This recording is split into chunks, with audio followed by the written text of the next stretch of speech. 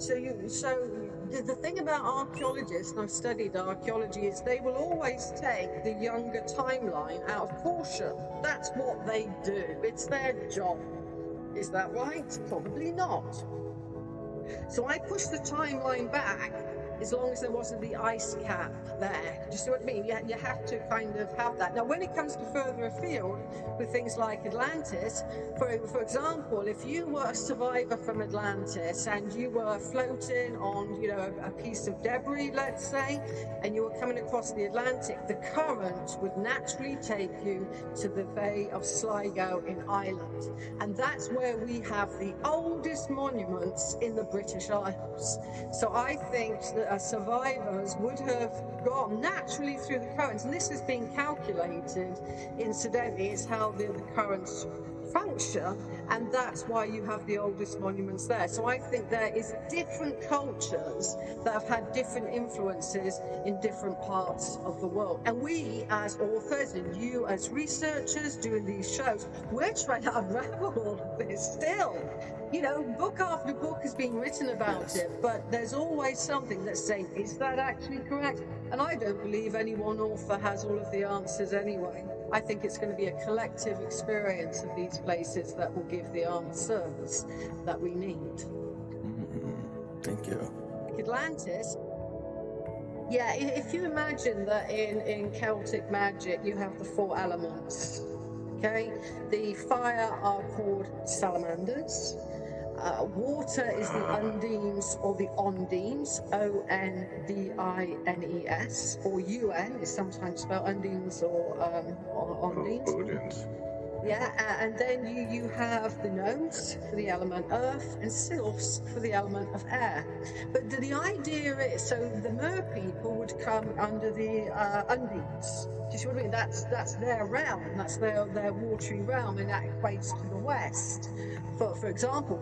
But the idea in Celtic magic is there's no point calling in the undines if I'm an emotional mess.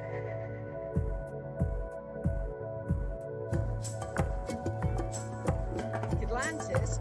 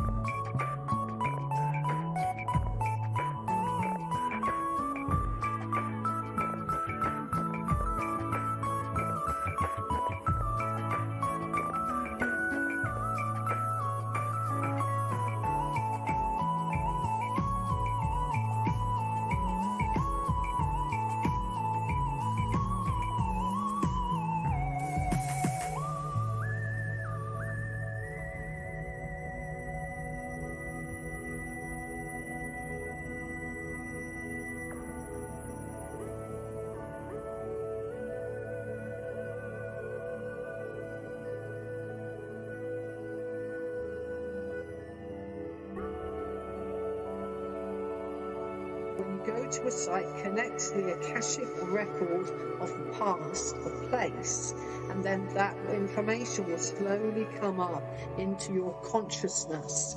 So we can connect to the past. And I feel, because, I've discovered some of what the ancestors look like, it's because I can connect to the Akashic memory of place. And anyone can do that. It's not rocket science, and it's free if you're at a free site. And the thing is, when you come to some of the real power places, it's a sad reflection of this is being denied by places like Stonehenge having security guards. You can't go into Newgrange, into Ireland, without a guide, or Noth in Ireland.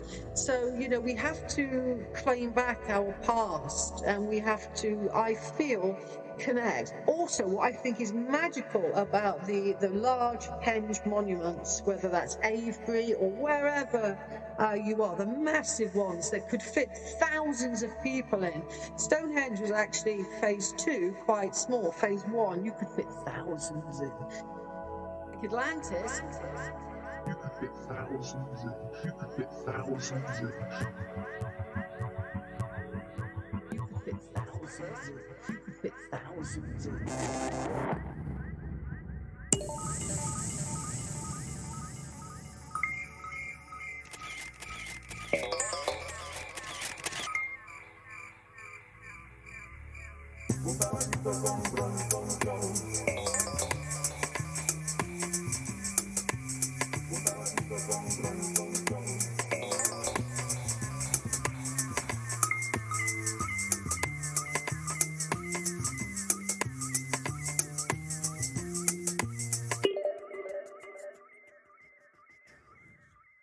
Hello, Fire Tribe. Thank you for tuning in to another episode of Rising from the Ashes.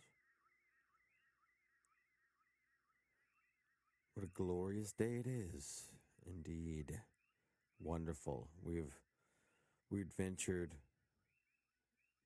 officially out of the winter, and we're in the spring. It's official. Somebody said a thing. We're here. We did it. Whatever that means, it means many things. It used to mean many things, especially to the ancient Celts and Druids and humans of a spiritual past. And it means many things to us here right now.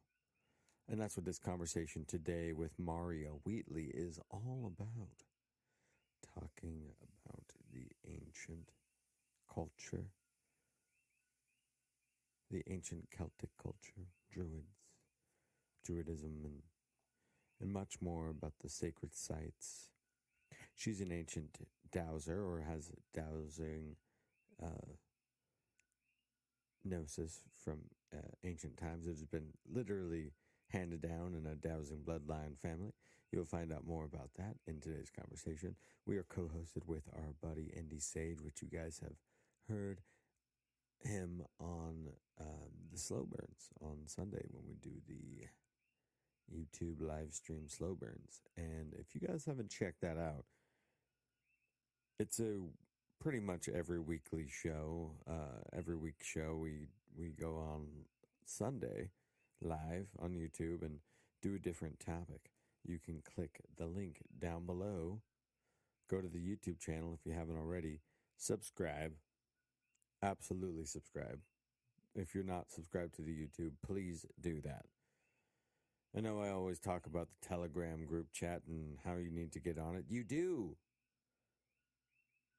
Get on it. But we all know that you can't have a YouTube without having a telly, and you can't have a telly without having a YouTubes. It's just how it goes. So, subscribe to us on there. Check out what slow burns we've already done, what live streams we've already done. We always have a great panel of friends, researchers coming on to chat about interesting topics. We just did, directly after this conversation with Maria Wheatley, us three jumped into last Sunday's Slow Burn and talked about mythologies of the underworld. So it was, you want to listen to this episode, then go to the YouTube and check out that live stream. You'll actually hear a more actual consecutive timeline there of some of the fun things that we got to dive deep on Sunday. So go and do that. The YouTube is there. If you want to support us, which would be so very helpful and great, and we'd love you if you did. It's all good. You can go to the Patreon, $3 a month. There is a bunch of new bonus content on there. Shout out to Dan for holding it down with multiple new shows on the Patreon specifically. It's amazing. And Dan has Portals of Dan, that's also on a regular RSS feed, which you can catch some of those individual shows. So if you want to support us, the best way to do it, one of the best ways, besides just listening to the show, sharing, subscribing, and talking about these crazy things, is giving us a little bit of love on the Patreon and checking out that bonus content. You can also grab yourself a pair of shorts. Yes, coffee mug, t-shirt, hoodie, bucket hat, backpack, whole bunch of cool merch stuff. Fun designs. Check them out. Legit art from real artists that we like and that we had commissioned some art pieces because, that's what we do, man. That's what life is. Supporting everybody in their art as they travel along the little river into the other side eventually. Hey-o. Much love to you guys. This is a fantastic episode. We are going to slowly start wrapping up the Celtic theme and the Druid theme and the Tuatha De Danann theme and go into the Templars. We're going to dedicate a month or two specifically to the Templars and giving them some homage and looking at what those crazy SOBs were up to, creating the banking system and, out here being secret assassins for the Pope and whatnot. You know what I mean? Let's dive deep into that. So if you guys have any guest recommendations for that specific topic, feel free to email us, which is also down in the show notes. You can get all of that great info if you want to support us, or if you want to do the YouTubes, if you want to give us a personal email telling us about your time in the Galapagos Islands when you went Easter egg hunting with a real 6-foot bunny and you weren't on psychedelics, or you were. You want to email that story to us? Please do. We'd love to hear it. And we love you very much. So, without further ado, enjoy today's episode with Maria Wheatley.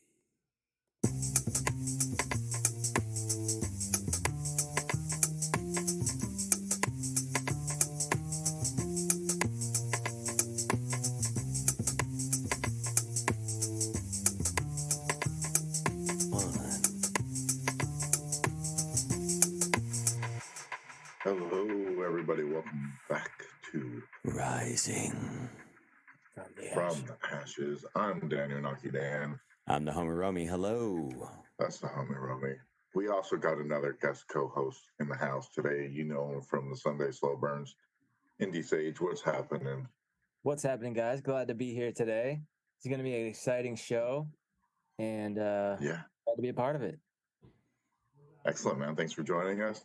Yeah. And we are here with a fabulous guest who you guys might have heard on Moon Mysteries with Gator and Kaylee. And that is Maria Wheatley. Maria, how you doing? I'm doing very well. Thank you very much.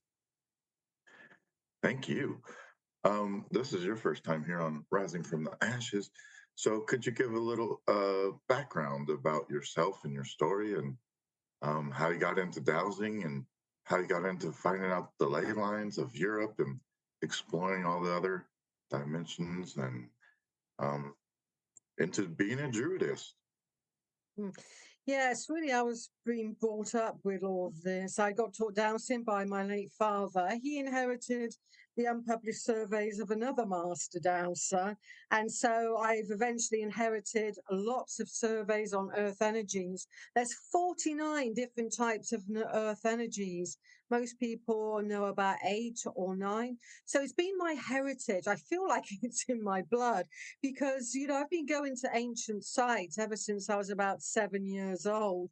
So I've been to numerous sites worldwide. I've dowsed in 17 different countries and looked at monuments from ancient America to ancient Egypt and Bohemia in between. So 49 different earth energies that we know of or that you know of or that only exist. Is this only 49 or? 49 main types that have been discovered by master dowsers and confirmed by numerous master dowsers over the past 80 years. Because a lot of people sense the earth, and it's a wonderful thing to do, of course. Go out and sense the earth. It's a grace. But sometimes the art of dowsing isn't just the dowsing rods crossing, it's interpreting that which you douse. So the more knowledge that you have, the better you can interpret it, rather than just saying positive, negative, it's this, it's that, if you see what I mean. So it's a wonderful journey, and I liken it to getting to know Gaia. It's like Gaia's language, the language of Mother Earth. So that's the intriguing thing. It's listening to Gaia and understanding that she has many expressions and many patterns that she emits. And it's those patterns, like spirals and circles, that were integrated into ancient sites worldwide. So cymatics, like cymatics symbolism, yeah. Yeah, yes, it can be likened to that, because most of the, let's say 60% of these patterns are emitted by yin water. That's water that's born within the womb of Gaia and is independent of rainfall. Gaia produces water. I mean, a geologist would dispute that hands down, but actually the Russians recently found water 11 miles down and didn't understand how it got there. Esoteric water diviners say because Gaia produces it. That type of water makes mesmerizing energy patterns. So it's that particular energy that the ancients were looking for to site at the esoteric center of a site. That's the near center, never the geometric center. The ancients weren't bothered about the geometric center. It was looking for the esoteric center of a spiral energy pattern. I had a couple things my brain went to first. The first thing was this classic comedy movie from the 90s called Waterboy, when he had this very special blue water. And I'm wondering, did he get gifted that by a master dowser? All jokes aside, though, there's these classic tales, and it's actually in the theme today of what we'll be talking about later as we go into the mythologies of the underworld, these different things. But the four rivers that meet at the central point, these different Atlantean themes and things like that, and these different esoteric Garden of Eden. Yes, in the Garden of Eden. Do you think they were talking about inner rivers or this esoteric water that you're speaking of? Both, I think. I think they're an analogy because, for example, through all Celtic myths, you have one particular legend that has endured thousands of years, and that's that stones can move to go down to the river to drink. Normally 6 days after a new or full moon. Now, what that means is remembering in our collective unconscious that there's underground water associated with the stones. Why 6 days after a new or full moon? Well, that's when the geospiral, that's the spiral energy pattern emitted by deep water, starts to rotate in the opposite direction. And that's when the Druids would only pick mistletoe. So the 6th day after a new or full moon was the Druid day of the ancient Celts, not the full moon, not the first quarter, which is a day later, but that particular day was holy and venerated. I have a question about the dowsing. I do some work with pendulums, and I would assume that that's a similar energy. Now, I know that when I use a pendulum, I've kind of, I guess, trained my subconscious mind to show me answers in a certain way that's specific to me. Is that similar to dowsing? Do you have a certain way that you interpret things and get different readings from different individuals that have the same message? In a way it is. I mean, the show me technique was invented by my late father, actually. So he was a lazy dowser. So he'd always go, show me this, show me that. I hate to break the bond about that one.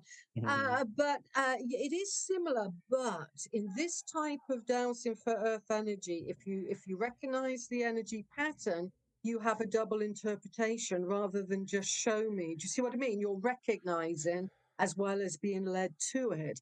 And that's the beauty, because you're relating to Gaia's energy pattern. So it's not just a case of finding something. I say to dowsers, I do not douse unless I'm going to interact with the energy, because You know, I got brought up with a lot of male dowsers about 30 years ago, my late father included. No disrespect to these guys here today at all. Of course not. But they would go out dowsing at an ancient site like Stonehenge and say, I found a ley line, I found an earth current, I found a geospiral. But they never did anything with it.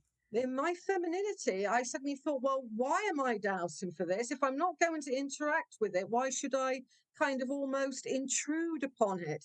So I tell earth energies and aside what I'm going to do long before I go to actually douse it. So I kind of communicate to the site and say, you know, I'm coming again, I'm back again. I always say I'm back again normally. I'm back again and I'm going to be doing dowsing. I may have a group with me. Please, may I have permission to do that? And then there's a beautiful relationship forms. I love that. Now, are plants part of some of the readings that you can get from dowsing? Do they play a part in that? I know they'll probably play an integral part in the water, and I know you've mentioned before that the plants are a channel for the water. That's like the memory of the earth. But That's right. Yeah. I mean, all plants are attracted to different types of earth energy. Some love really toxic earth energy that would be geopathic stress and negative to you, and others don't. Others like more benign energies that you and I would like. And for example, in Hopi tradition of the First Nation people of America, I hope I've got the terminology correct here. I never mean to be disrespectful if I get something wrong either, trust my heart. And they noticed, for example, that cottonwood trees, they're very attracted to underground water, like yew trees would be here, and they're revered by them because they're so sacred. Same over here, the ones that are associated to the deep waters, like a yew tree, an apple tree, for example, here, they were revered medicinally and as holy trees to the ancient Celtic peoples. Is what's the master map? Okay, there's got to, what does this master map look like if you were to zoom out and see this like major shape that these that these earth lines are creating? Is there like a master shape or some sort of like bigger map picture that is being shown to us from here, and has that been like cartographized No, or of any because sort? the only thing that has been done globally like that is ley lines because they're so simple. When it comes to earth currents, two of them have been mapped worldwide by Robert Kuhn because, for example, Avebury Henge, the world's largest stone circle, links into Uluru, Ayers Rock in Australia, and Lake Titicaca, for example, they're earth currents. Now, earth currents meander around a ley line. So when people get fixated on ley lines, they see straight lines everywhere, but forget there's meandering currents that entwine them. Now, going back to your question, Roman, you'd be mesmerized if that was done because you have spirals, you have lines, you have currents, you have serpentine energies, you have energies rising out of the ground, going into the ground. And then 6 days after full moon, extra spiral patterns occur in ancient site. So it's constantly in flux. We tend to think of when we think about ley lines and earth currents, they're kind of like a 2D model. But if you imagine everything is happening all at once with things coming out of the ground, going in, and lots of different types of energy, it's mesmerizing and it would look chaotic. Yeah. So we tend to break them down in different energy patterns to make sense of them. But in effect, at an ancient site, everything's going on all at once. But why do you think the ancients built their sites there? Because everything is going on. That's a geodetic power center. It's a power center. It's not where two ley lines cross or four converge. It's where all of this is going on. And you get massive circular patterns. Imagine circles of energy moving and moving and moving. And the standing stones were placed upon them. And the energy is going up through the stones and then being beamed out by the stones. For readers that would like to see that, go to one of my websites, and I've got an article on megalithic energy there. We detected the electromagnetic signal at the point the earth energy is being emitted from.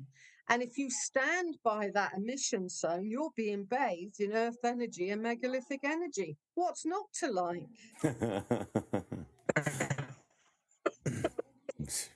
Absolutely. Here in Hawaii, there's many portals.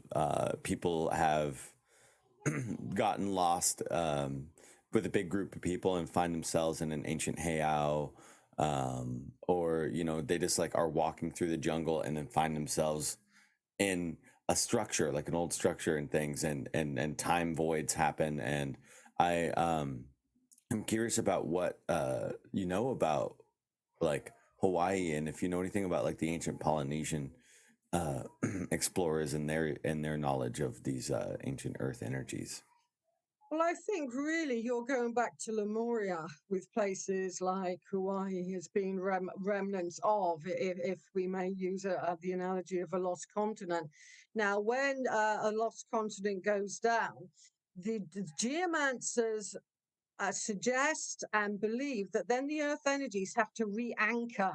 So if you imagine something's going quite chaotic in your life, and then suddenly you have to re-anchor everything. That's what happens in terms of, if Atlantis went down, or if an island went down, the energies have to kind of resettle. And Hawaii and some of the other islands around that area became anchors for that energy. So they have basically got double the amount of energy that maybe they would have had originally, if you see what I'm saying, because the other energies have become attracted to it over a long period of time. I mean, we're talking about 12,000 years ago. Helena Blavatsky commented on places like Lemuria. So who knows what the time date is truly. So it's although it's had some time to anchor in, it does make a place especially powerful. What is your belief on like the cosmological timeline of these ancient civilizations? Do you have like a theory that you maybe have been working on or building when it comes to the succession of these ancient civilizations? Because most of your work is obviously venerating the ancient goddess and the British Isles and ancient Druidic stuff and plus much more. But through your research, have you come through a successive timeline, or do you have like a working theory on maybe who was first, Atlanteans or Lemurians and then Atlanteans and Hyperboreans or anything along those lines there? Yes, it's interesting to look back to the past because there are no written records. I mean, you're going by Plato for Atlantis and, people talking about Lemuria. So, I mean, they are conceptual, but I think they were a reality. I've kind of done a lot of research all across Europe and the ancient world. Now, when it comes to Great Britain and Europe, you do have a particular timeline because there were ice caps. Stonehenge didn't have the ice cap, that area where I am in the south of England, but all of the rest did have an ice cap on it. So you can start to date that.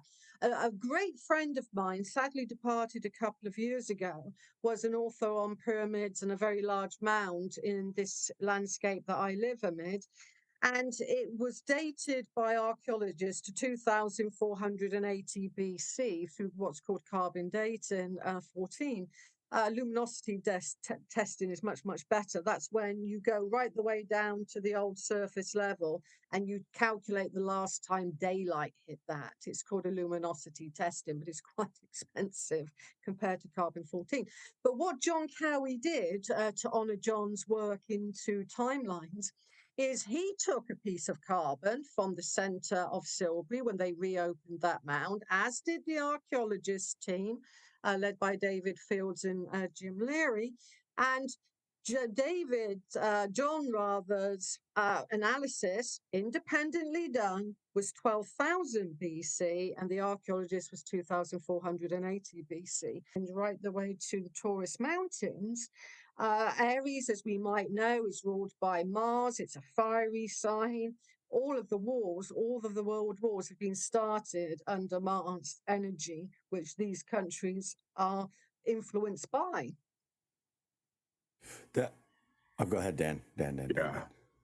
Oh, thank you. That was amazing. That's all I have to say.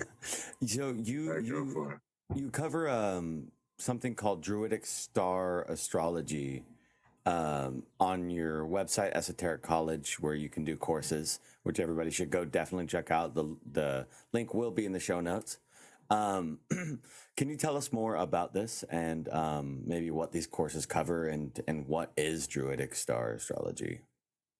Yes. Have you heard of Dolores Cannon? Yes. Of course. Of course. I was her sacred site guide for many, many years. Okay. Wow. I know. Well, looking back, well, what a privilege. I really was a big Dolores fan. And so, you know, I met Dolores at Stonehenge. I know all of her interpretations of sacred sites here and elsewhere through Dolores's eyes, as it were. So basically, I was at an ancient site near Stonehenge, and as I'm sure you guys have probably experienced, I got a massive download of how the Druids figured out past lives to do with astrology. But instead of using the normal circular zodiac or horoscope, natal chart, as the posh astrologers like to call it, I made the symbol of the heart chakra, and all the planets that fall in the symbol of the heart chakra, and it's really easy to calculate that, represents important past lives, but related to this incarnation, not all of your past lives. Do you see what I mean? It's specific to this incarnation. Does it move through these different chakras as you go, as you're part of your journey? Are these like maybe side-by-side timelines that we might be experiencing then?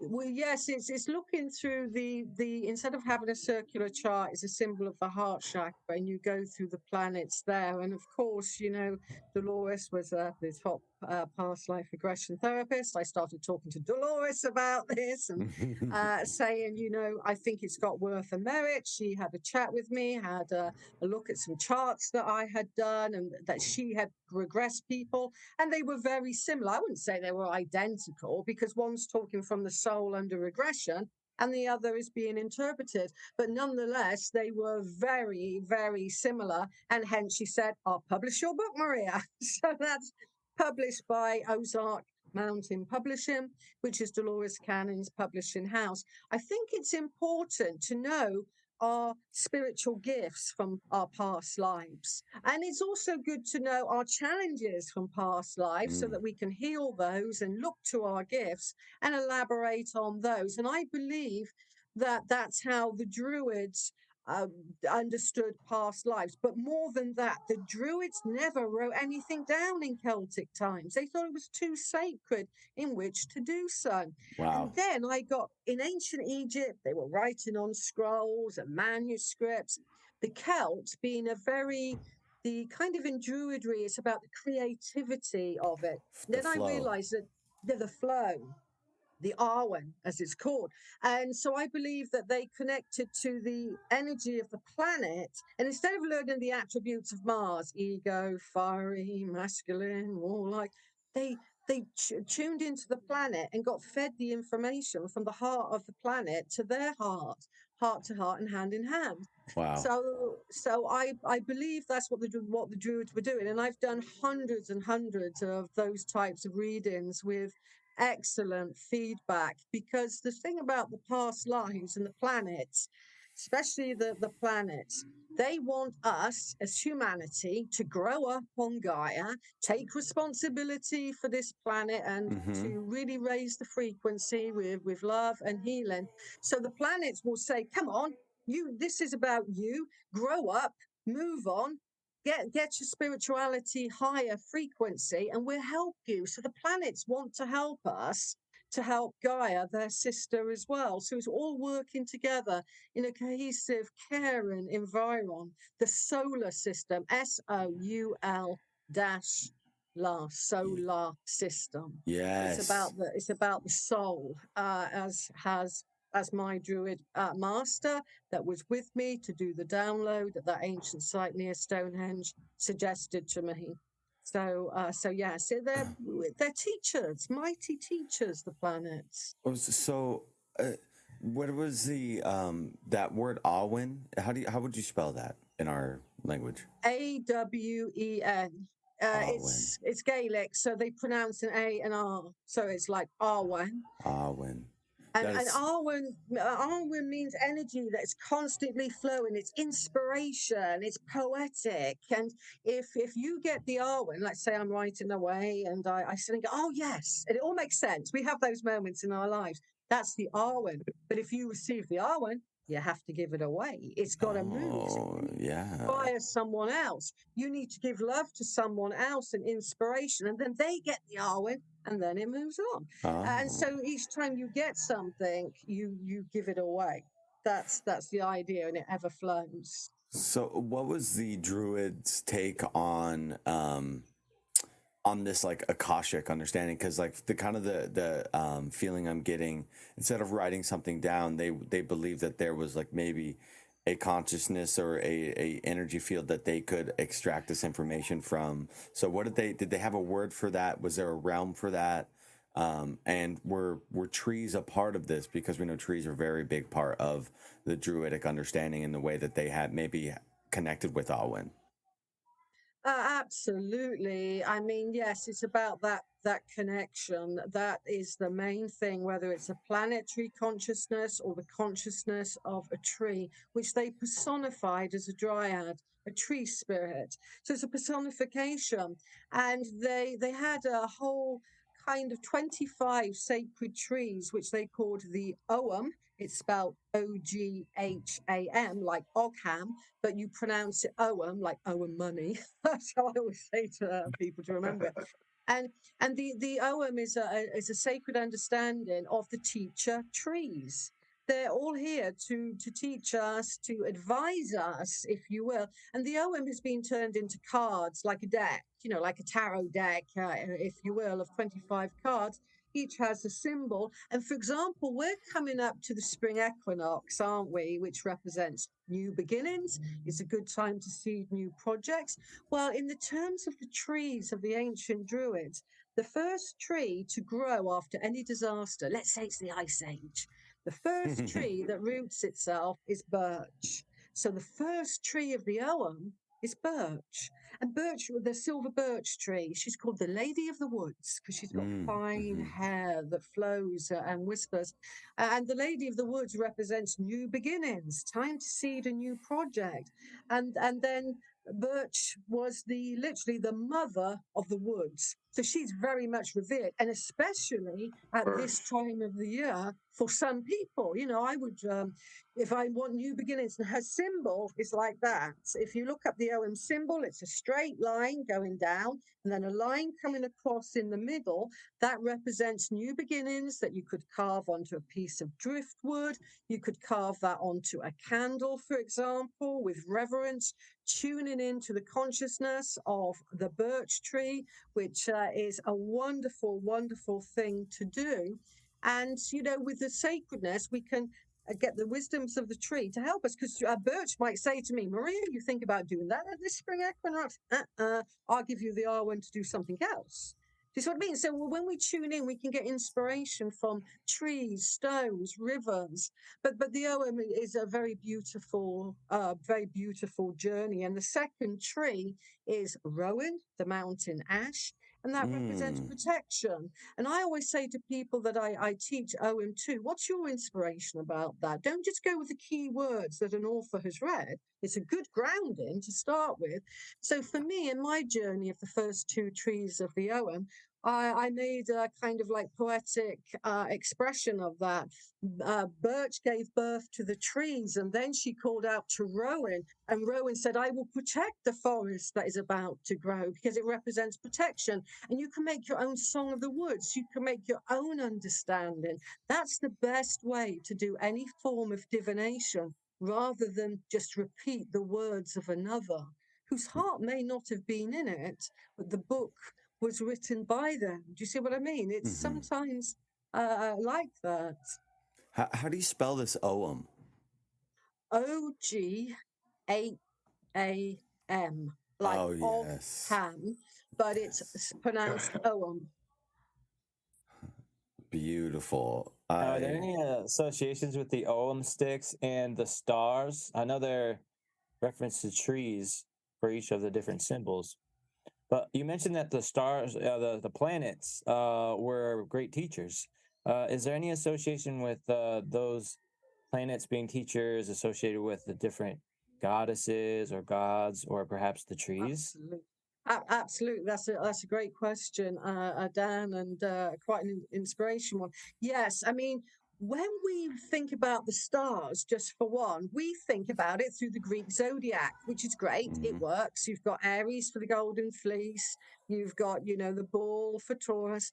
But the Celts had a different star system, just like the Incas did, for example. But not a the Romans were our conquerors. They Mhm. committed genocide, really, and enslaved a lot of us. We were enslaved and taken back to Rome, flogged publicly, and all of that sort of thing. So a lot of the papers didn't survive, but the ones that did tended to be from Wales and Ireland because the Romans didn't get in that far to them, and the Scots, the Picts would fight the Romans naked with woad spirals, blue colored spirals on their face, ranting. I think, the kind of civil druids thought, what's going on here? And they backed away from Scotland. So a lot of the mythologies come from Ireland. And the surviving goddess, for example, is Arianrhod, Ceridwen. Ceridwen's a shape-shifting hag goddess. She's very powerful. And so it's like a bit of a broken past for those Celtic scholars that say everything's very easy and it has an order. It isn't. You're trying to pick out from times past that were chaotic and made ruinous by the Romans and other invaders as well. The Normans, the French being one in 1066. They burnt a lot of the English manuscripts, and that's why you don't hear about English Celticism, because ours all got burned, and you hear more about Irish, Scotland, and Wales. Do you see what I mean? It's because we took the brunt of being taken over in 1066 at the Battle of Hastings. That's beautiful. Now, I know the planets move a little bit differently than the constellations, obviously. Um, what kind of teachings would you get from the planets? Would they be specific to the color of that planet, perhaps having a representation of their lessons? Absolutely. I mean, they all have their own day, for example, Right. like Monday is Lunar Day, Moon Day, Tuesday, Mars, Wednesday, Woden's Day for Odin, for Mercury, because all of the gods have different names and different religious backgrounds. And then Thursday is Jupiter, Freya's Day, Friday, Goddess Day, Saturn Day, Saturday, Sunday, Sunday. So you can time it. Okay, so you could work with the goddess energy on a Monday and a Friday, but then even more, timing is everything to the Celtic magician. So you have what's called planetary hours, and the first hour of any day, like Monday, the first hour of, I mean by dawn, the first hour of dawn, obviously when the sun rises, you only have to do Google for that these days. And let's say it's, I don't know, it's around about 6 o'clock here at the moment before we go on daylight saving time. And so that first hour is always the hour of the moon. So that's a very, very potent time. And the first hour of Sunday is the hour of the sun. So you can really tune into the planets when they're in their power. And in my form of Druidry that I've expressed for many years now, you do things when you're in your power. So, if Maria's feeling good today, I'm in my power and I can talk to Jupiter today. But if I'm having a bad hair day and I'm feeling really rough and I'm not feeling as good as what, I'm not in my power, now is not the time. I could do all of the cleansing, all the smudging. You have to be in your heart power. Do you see what I mean? You don't come from weakness with a 4 billion old planetary being. You come into your grace. But I mean power in a non-egotistical way of your feeling that you can work with this mighty consciousness hand in hand, heart to heart. And one easy technique to do this with, I mean, it's really a wonderful process if it feels right for you to do this. You never do anything that doesn't feel right. You can literally try and tune in to the heart chakra of a planet. Yeah, the heart always speaks the truth. And tune in from your own heart to the heart chakra of the planet. just in a meditative, contemplative way, even a playful, childlike way, you might get something back, because you're reaching to the heart of something that has been around for millions of years. How long did it take you to start to develop that that practice, and when did that come into your understanding of like tapping in? Because for us all on the spiritual path and the journey, meditation is something that we're all capable of. Tapping in is something we're all capable of, but it does take time to shed the layers of the insecurities and the ego and things to actually get into it and to fully let it flow and go.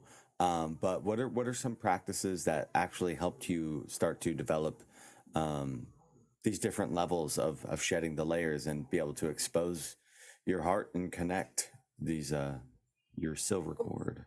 I feel the first thing for me was realizing that you're working with planetary consciousness for over 4 billion years old. What am I? What do I know? I mean, come on. And the planet can see through everything. Jupiter, he was personified as the biggest gods in any pantheon of gods. Nice. Yeah. Jupiter, Zeus, you can call him what you will. Odin, if you're into the north. And these planets can literally, when we relate to them, they can see through us. So if you're going there for some egotistical thing, do you really think this wise 4 billion year old planet is going to give you anything? I doubt it very much. And they won't mislead either. And the wonderful thing is, throughout history, you have different magical practices, whether it's the ancient Chinese, whether it was across Europe, and you have what's called the planetary squares. Okay, and the planetary squares are quite interesting because, for instance, each planet is said to have its seal, SEAL. I'll describe that in a moment. Its spirit, which is its negative side. Don't let that word fool you. You never call in a planet spirit.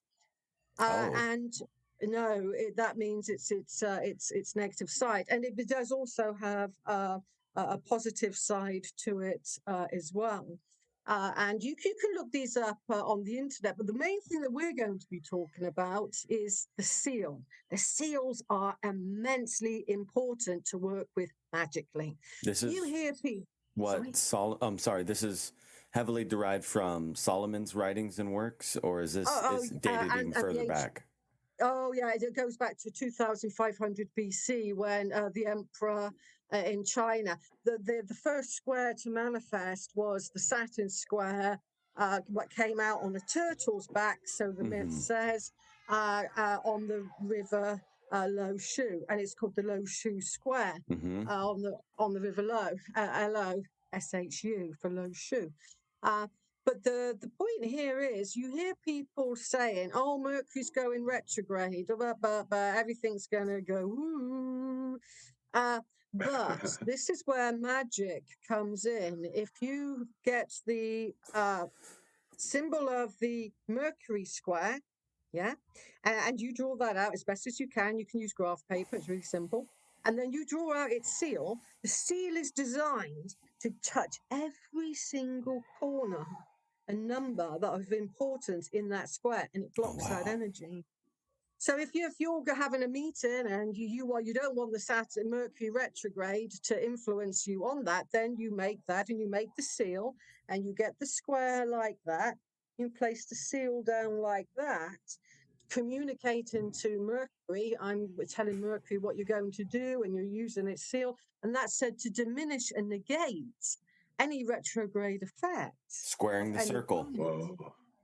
Yeah. So, and these are things that the Hermetic Order of the Golden Dawn probably wouldn't want people to know about. They all come from mystery schools. And even if you go onto the internet, the Templars always used the Mars square, and they made the sign of the Templar cross fit in that square, and they turned it into the Templar square. But it was always originally one of the magic squares of antiquity.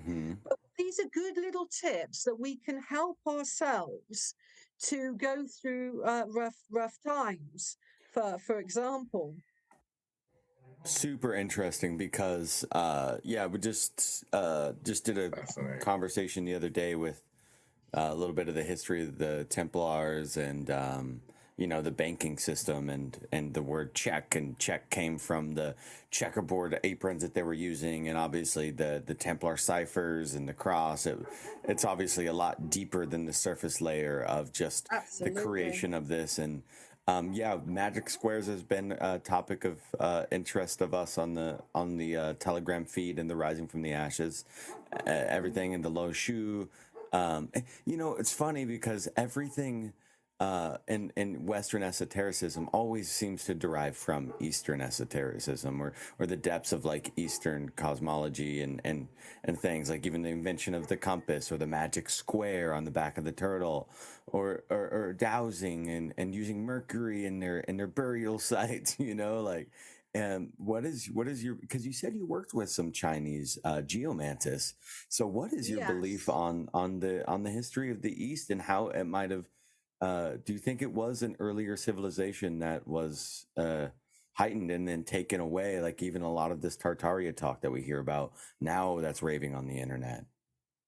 Well, for one, if we look at the writings of a very famous geomancer, the late and great John Michel, he wrote The New View of Atlantis that penned 1 million books. Okay, everybody quotes John Michel. He's like myself, he enjoys sacred geometry, but he looked into Druidry through Pythagoras and lots of different chronicles written down, and Pythagoras learnt from the Druids. So sometimes it's not as simple as saying, "Oh, it all came from one way." Do you see what I mean? I think knowledge spread out. So, and they went as far as Egypt. The Druids, there was a lot of ideas about that. But when you say Chinese geomants, yes, I got taught by Chinese geomants, and I'm going to say what a family said, okay? And you may not agree with this. I always say to people, if it resonates, go flow with it. If it doesn't resonate, put it in your delete bin. It's not for you. My one family that I worked with, they lived in China, but because of political agendas, they moved to Hong Kong. Yeah, they've now moved away from Hong Kong. So they started to reside in Hong Kong, and they practice things like feng shui or feng shui. You say tomato, I say tomato. And they practice this, but they always told me, we will never give us all of our secrets away to Western culture. So we think we might know everything about feng shui. Do you see what I mean? Because we've read it through the Chinese books, but they will not give all of their secrets away. Master Dowsers tend not to do that anyway, unless they really are aware of their students' progress. So for one, I don't think that the West has been given all of the truth about all of this. Do you see what I mean? I really do think that the Chans, that's how they spoke about it. And I feel that's true. And I also feel that different cultures integrated different ideas as well. So you've got to remember, at the time of Stonehenge, you have the ancient Egyptians coming over, you have the Greeks coming over. It was a cosmopolitan place. And same vice versa. So I will learn from you, you will learn from me. It's not one person or one culture all of the time. I think there was diversity in ancient teachings. I have a ton of Druid questions for you. Andy, you're on mute, by the way, buddy. Got you, brother. Go for it. Were the Druids making alignments to constellations also, or just solstices and equinoxes? That's a really good question, and one that hasn't really been fully addressed, because there's only been a few scholars looking into that, one of which comes from Cardiff University, which is in Wales, and they're very proud of that. So they had different constellations. So where the Greeks would say star constellation Corona Borealis, for example, to the Celts, that was Arianrhod, the queen of the goddess of reincarnation. Yeah, she had nothing to do with the Greeks, and she had a silver castle at the back of the North Wind, and she'd see into your soul, and you would either be reincarnated. She would make that decision for you, and so I think that yes, the Druids were calling in star energy, but maybe not to how we've been brought up with our Greek, predominantly a Greek zodiac. Did they actually So, see the soul to travel through the Milky Way in that channel, like some other cultures do? You think, or is it? Yeah, well, that yes. I mean, you often have Orion as being, like Osiris in ancient Egypt, where it's associated with departures, as it were. To the Celts, that was more Arianrod, the silver circle in the night sky, and she was all powerful. She could look right into your soul, a bit like the Egyptians have the weighing of the feather, wouldn't they? And if you've been really good, you'd go to the duat and feel the reeds. Mm. so okay, so if Arian Rod is in the top in her celestial silver castle, and she's in charge of reincarnation, does that have anything to do with our soul cycling through the moon? Yeah, I was gonna say, sounds like the moon. She is a lunar goddess. You're right. That's a really good way of looking at this, because yeah, she is also like lunar goddess as well, which is, you're right, it's very soul orientated, the moon, so to speak, and certainly so is Arianrod. I think that the difference being in the kind of lunar energy is she would look at the heroes, like King Arthur, the magicians like Merlin, and look into their karma as well. And it was believed, which I think is quite poetic to the ancient Celts, is your soul would be reincarnated on a shooting star coming back to Earth. Uh-huh. Mm. That does correlate too with some of the indigenous Native American mound building cultures and some of their path of souls idea. And that's really fascinating, because there does seem to be like this connection between like indigenous Native American beliefs and a lot of like Druidic beliefs as well. And they're very obviously very natural nature derived cultures too. So that's so fascinating.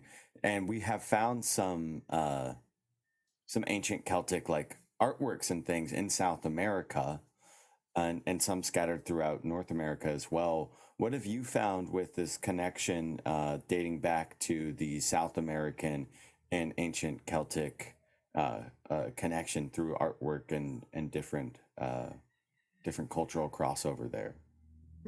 For one, it is the cultural identity worldwide of the mound.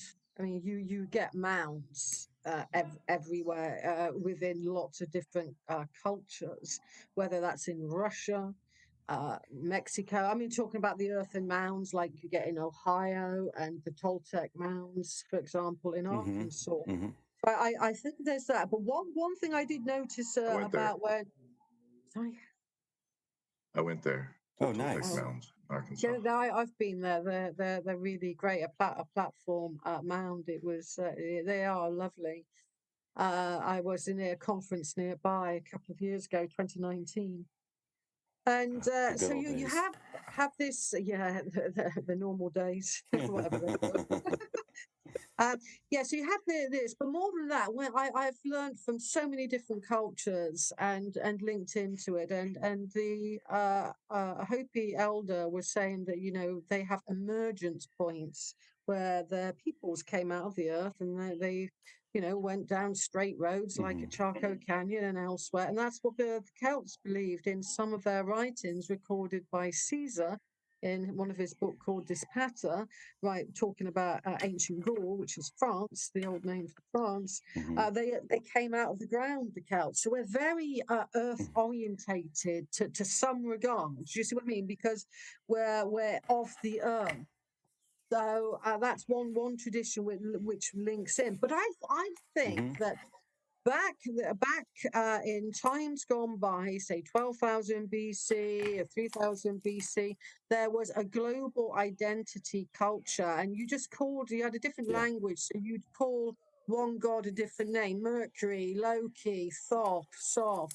I mean, it goes on and on. Hermes, and there was this very similar identity where everybody had this collectiveness about them, and now our religions are more diverse and they separate us. I think, back in the day, so to speak, it was more collective. I think that's also a little bit what Neil Gaiman was alluding to in some of his works with like American Gods, talking about how like it's just been stripped away from that over time. I have recognized a lot of similarities between the Native American cultures and also the Celtic cultures through Tribe of Dan research that I've been doing, which is kind of where I wanted to get to next. But go ahead and ask your next question.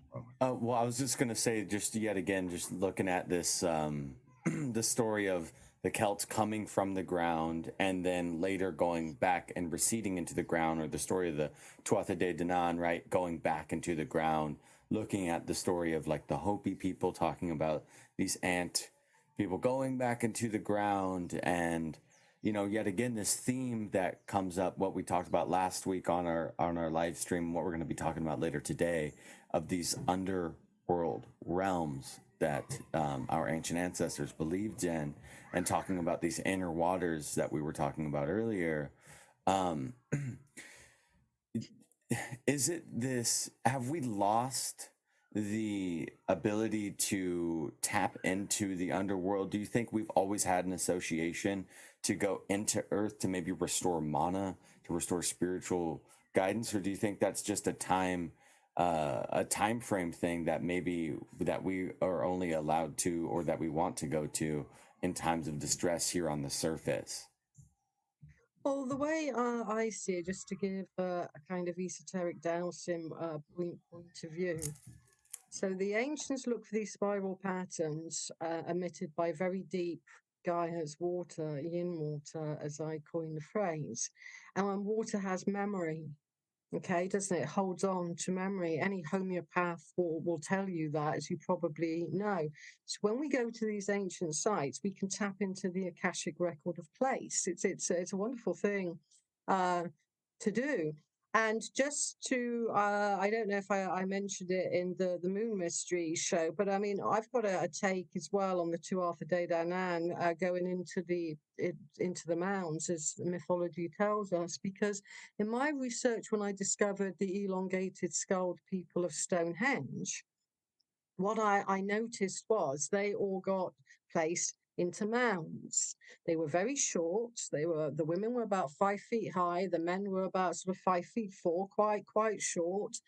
And they, they did have a battle for Stonehenge, and they ended up in the mounds. And I noticed, which I'm releasing in my forthcoming book, it's out in 8 weeks' time, for example, that their ear placements were in a different placement to you and I. These elongated skulled people, they had different head dimensions to our head body dimensions. They looked mythical. Now they all descended into the mounds. They were placed into the mounds. So I think some of the Fae that are remembering these Fae-like people. I've got a whole chapter on, and I'm using reports from Oxford. Okay, I listed the report. If you want to see that these people had different ear placements, well, you go read the boring articles that I ploughed through in Crazy Lockdown. You go and do that, and you can find out for yourself. I want to empower people to get the repressed history of our land. I really do. But I think that part of that myth is remembering a culture that actually was like them. Mm-hmm. That is so cool. What is the name of your new book coming out in 4 weeks' time? Secret History of Stonehenge. Everybody, get on that waiting list. That is going to be fantastic. Are you familiar with the Durrington Walls, a place near Stonehenge where the people were said to have lived? That was about so far away, I think. About a mile and a half away. mile and a half away, 5,000-year-old monument. Now, is that one of the places where the elongated skulls were found, buried ceremonially? They were found all around Stonehenge, yes. Durrington Walls is a bit later than the elongated skulled people. So Okay. just to put you on an orthodox timeline, the Neolithic came before Durrington Walls. Okay, that was about 2500 BC. Investigated a lot by Professor Mike Parker Pearson of the Riverside Project. So they're earlier people, and then you had Bronze Age people that built Durrington Walls. But Durrington Walls is a super henge. It was massive, and it was where the people would live in standard sized houses as well, and they had massive timber circles that were placed inside Durrington Walls. The thing about a ceremonial landscape, whether it's the Giza Plateau in Egypt or Stonehenge or wherever you are in the world, even in ancient America, you don't get one monument by itself. It's part of a huge ceremonial landscape. And Durrington Walls, Woodhenge, which is by it, I love the Woodhenge in Illinois. That's a very healing place. It's been restored really nicely with red cedar poles. I don't know if you've been there. I'd recommend any listener in America go there. Mm-hmm. And we had a Woodhenge over here. Say the name again. Woodhenge. In Illinois. Oh, wow. Not far from Cahokia. Yeah. Yeah, so, and around the St. Louis area, Cahokia is. So they had, again, similar monuments. We were discussing earlier. What's a similar monument? Well, hey, you've got Illinois, you've got Stonehenge, Durrington Walls that's just been mentioned. Well, they mirror one another.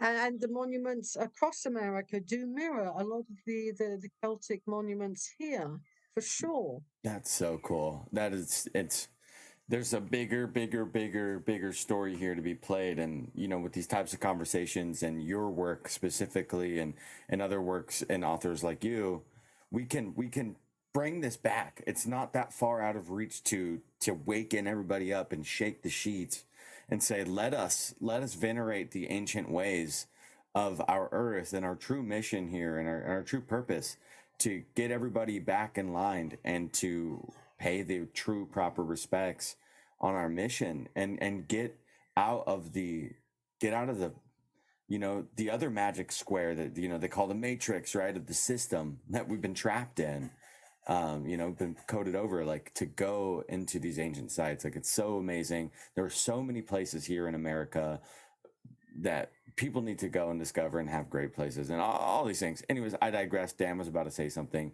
You're amazing, Maria. Thank you so much for all the things. Just want to say that midway through. That's very nice of you to say so.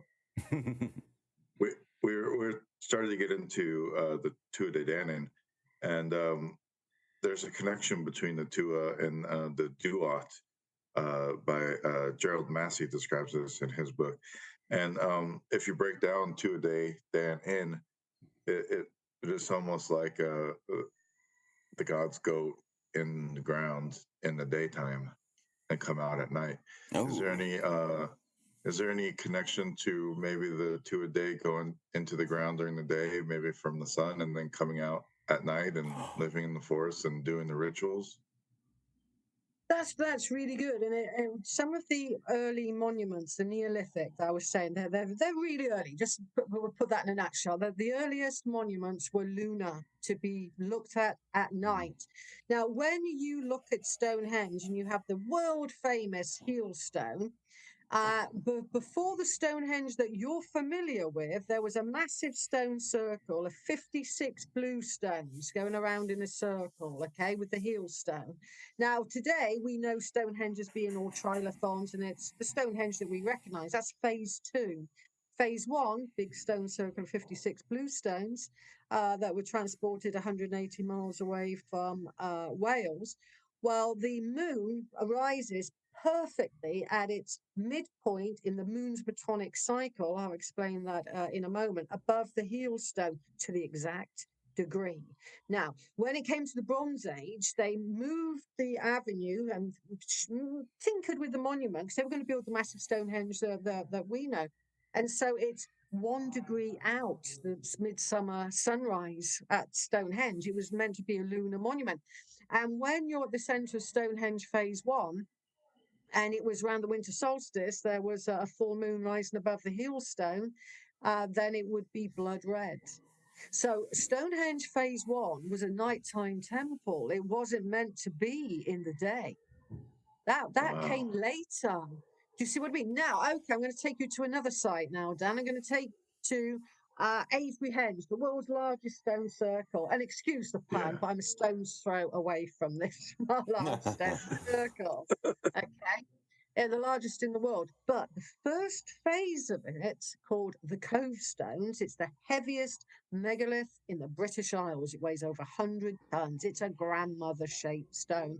Because over here, if you have a stone this shape, like a column, we call that a phallic stone. It's very phallic like. And if you have a diamond shaped stone, that's called a female yin stone. And so the first phase of Avebury, the Cove Stones, are aligned perfectly to the moon's most northerly moonrise. That only happens once every 18.61 years. That was meant to be witnessed at night. So there are a lot of these phase 1 for early stone settings were lunar and were for nighttime ceremonies, not for the day. In fact, if you look to Dispatto again, which was written by Caesar, he says the Celts' day started in the evening at sunset. That's where we get the phrase Eve, Christmas Eve from, Midsummer's Eve from. It's the start of the day, and the end of the day is dawn. It's the other way round for us. We say the start of the day is sunrise, but in other times it wasn't. So that is implying for what you're saying is it resonates and is in harmony with that very complicated lunar cycle, and it is complicated to figure out. And that just goes to show the flip from the 13 to the 12 on the calendar. The switch from a lunar worship veneration to a solar veneration, right? And that complete flip-flop switch. You know what else is interesting about talking about these associations of the lunar stones and these calendaric stones and these ritual places, very spiritual places, talking again about these waters, these inner earth waters, and the connection between moon and the tide. And I'm wondering what the connection is if the waters would rise, because Dan brought up earlier that the 12th day of Dinan might come out at night, or these earthen energies, these gods maybe do their workings at night. Does that have to do with these waters maybe coming closer to the surface from the moon controlling the waters on the inside, the tides, the tidal waves on the inside of waters, the earth? Surface water is influenced by the moon and high tides and things like that. But the inner waters is 6 days after a new or full moon. They're not influenced by the high tides, so they have a different cycle. Do you see what I mean? To the above world. And that's and also when you have normal groundwater, that's water that's falling from the sky. You do have a fluctuating water table. If there's more rain, the waters get higher. So yes, but also just to go back to the reverence of night, I think it's worth mentioning here, if I may, that you have very powerful female earth currents. Imagine like a river, a surface river. Now imagine that as earth energy, okay, flowing through the lands and going all around the world. Then these are influenced by the moon more so. So they become a little bit more active around the cycle of the moon, for example, whereas more masculine earth currents, they're more of the eightfold year. We're coming up to the spring equinox, so male earth currents are going to rise in power at that time. So, the female earth currents, especially so to the moon.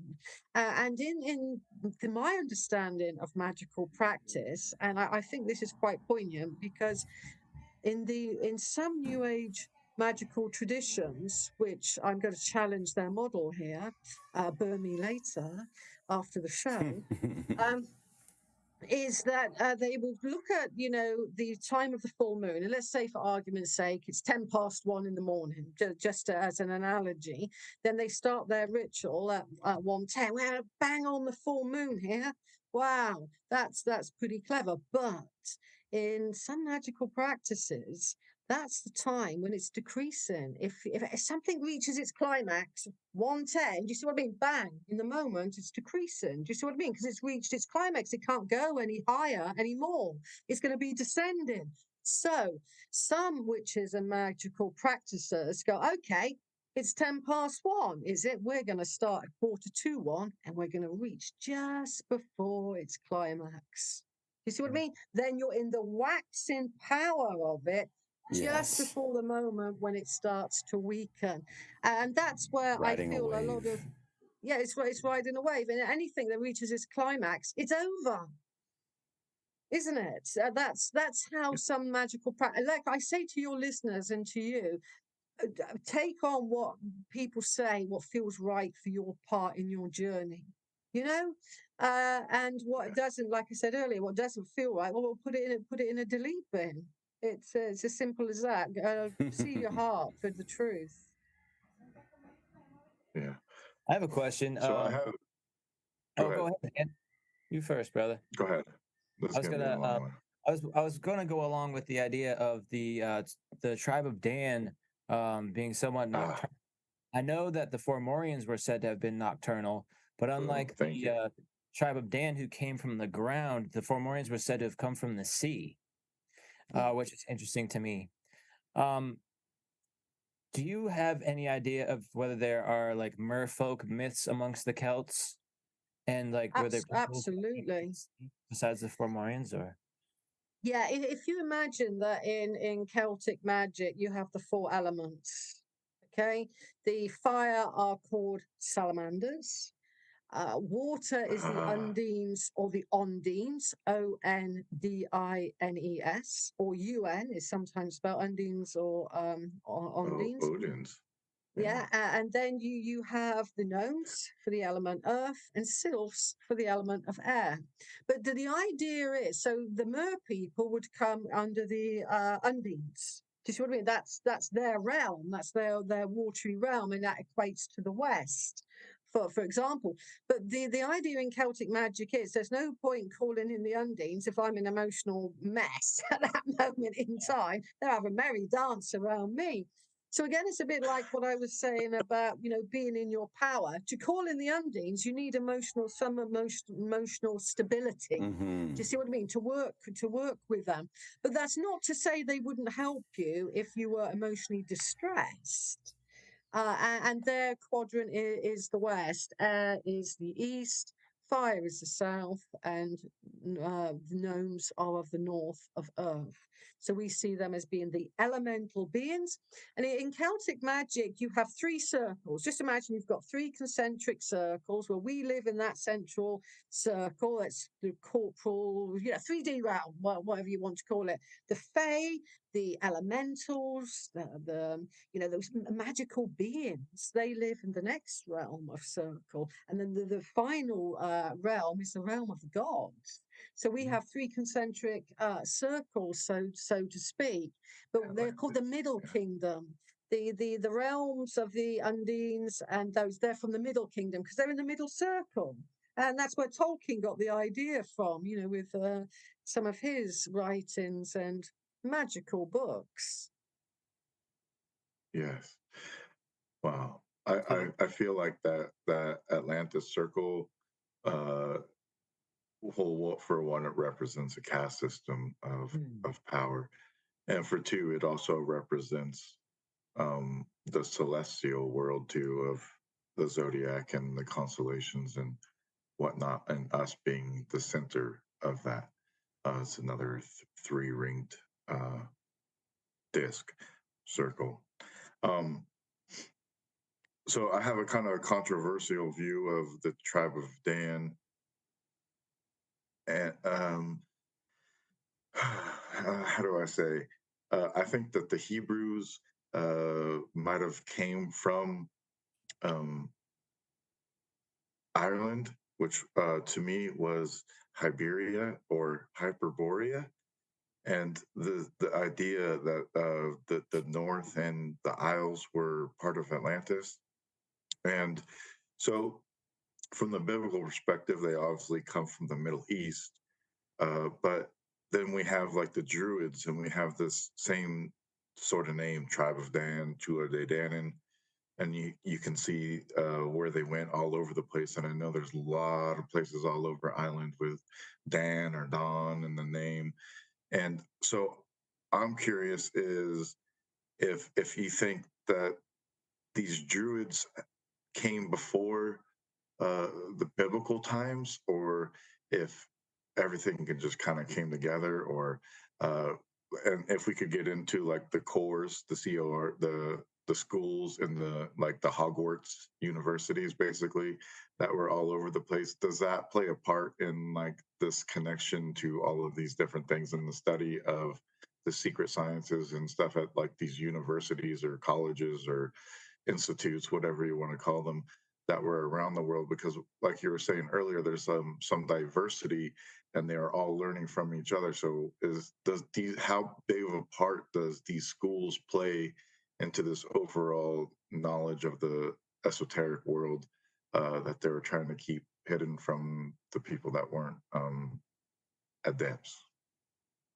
Yes, I mean, I think, one of the problems of archaeology is they like to pigeonhole everything. So the Celts were from 750 BC to 43 AD.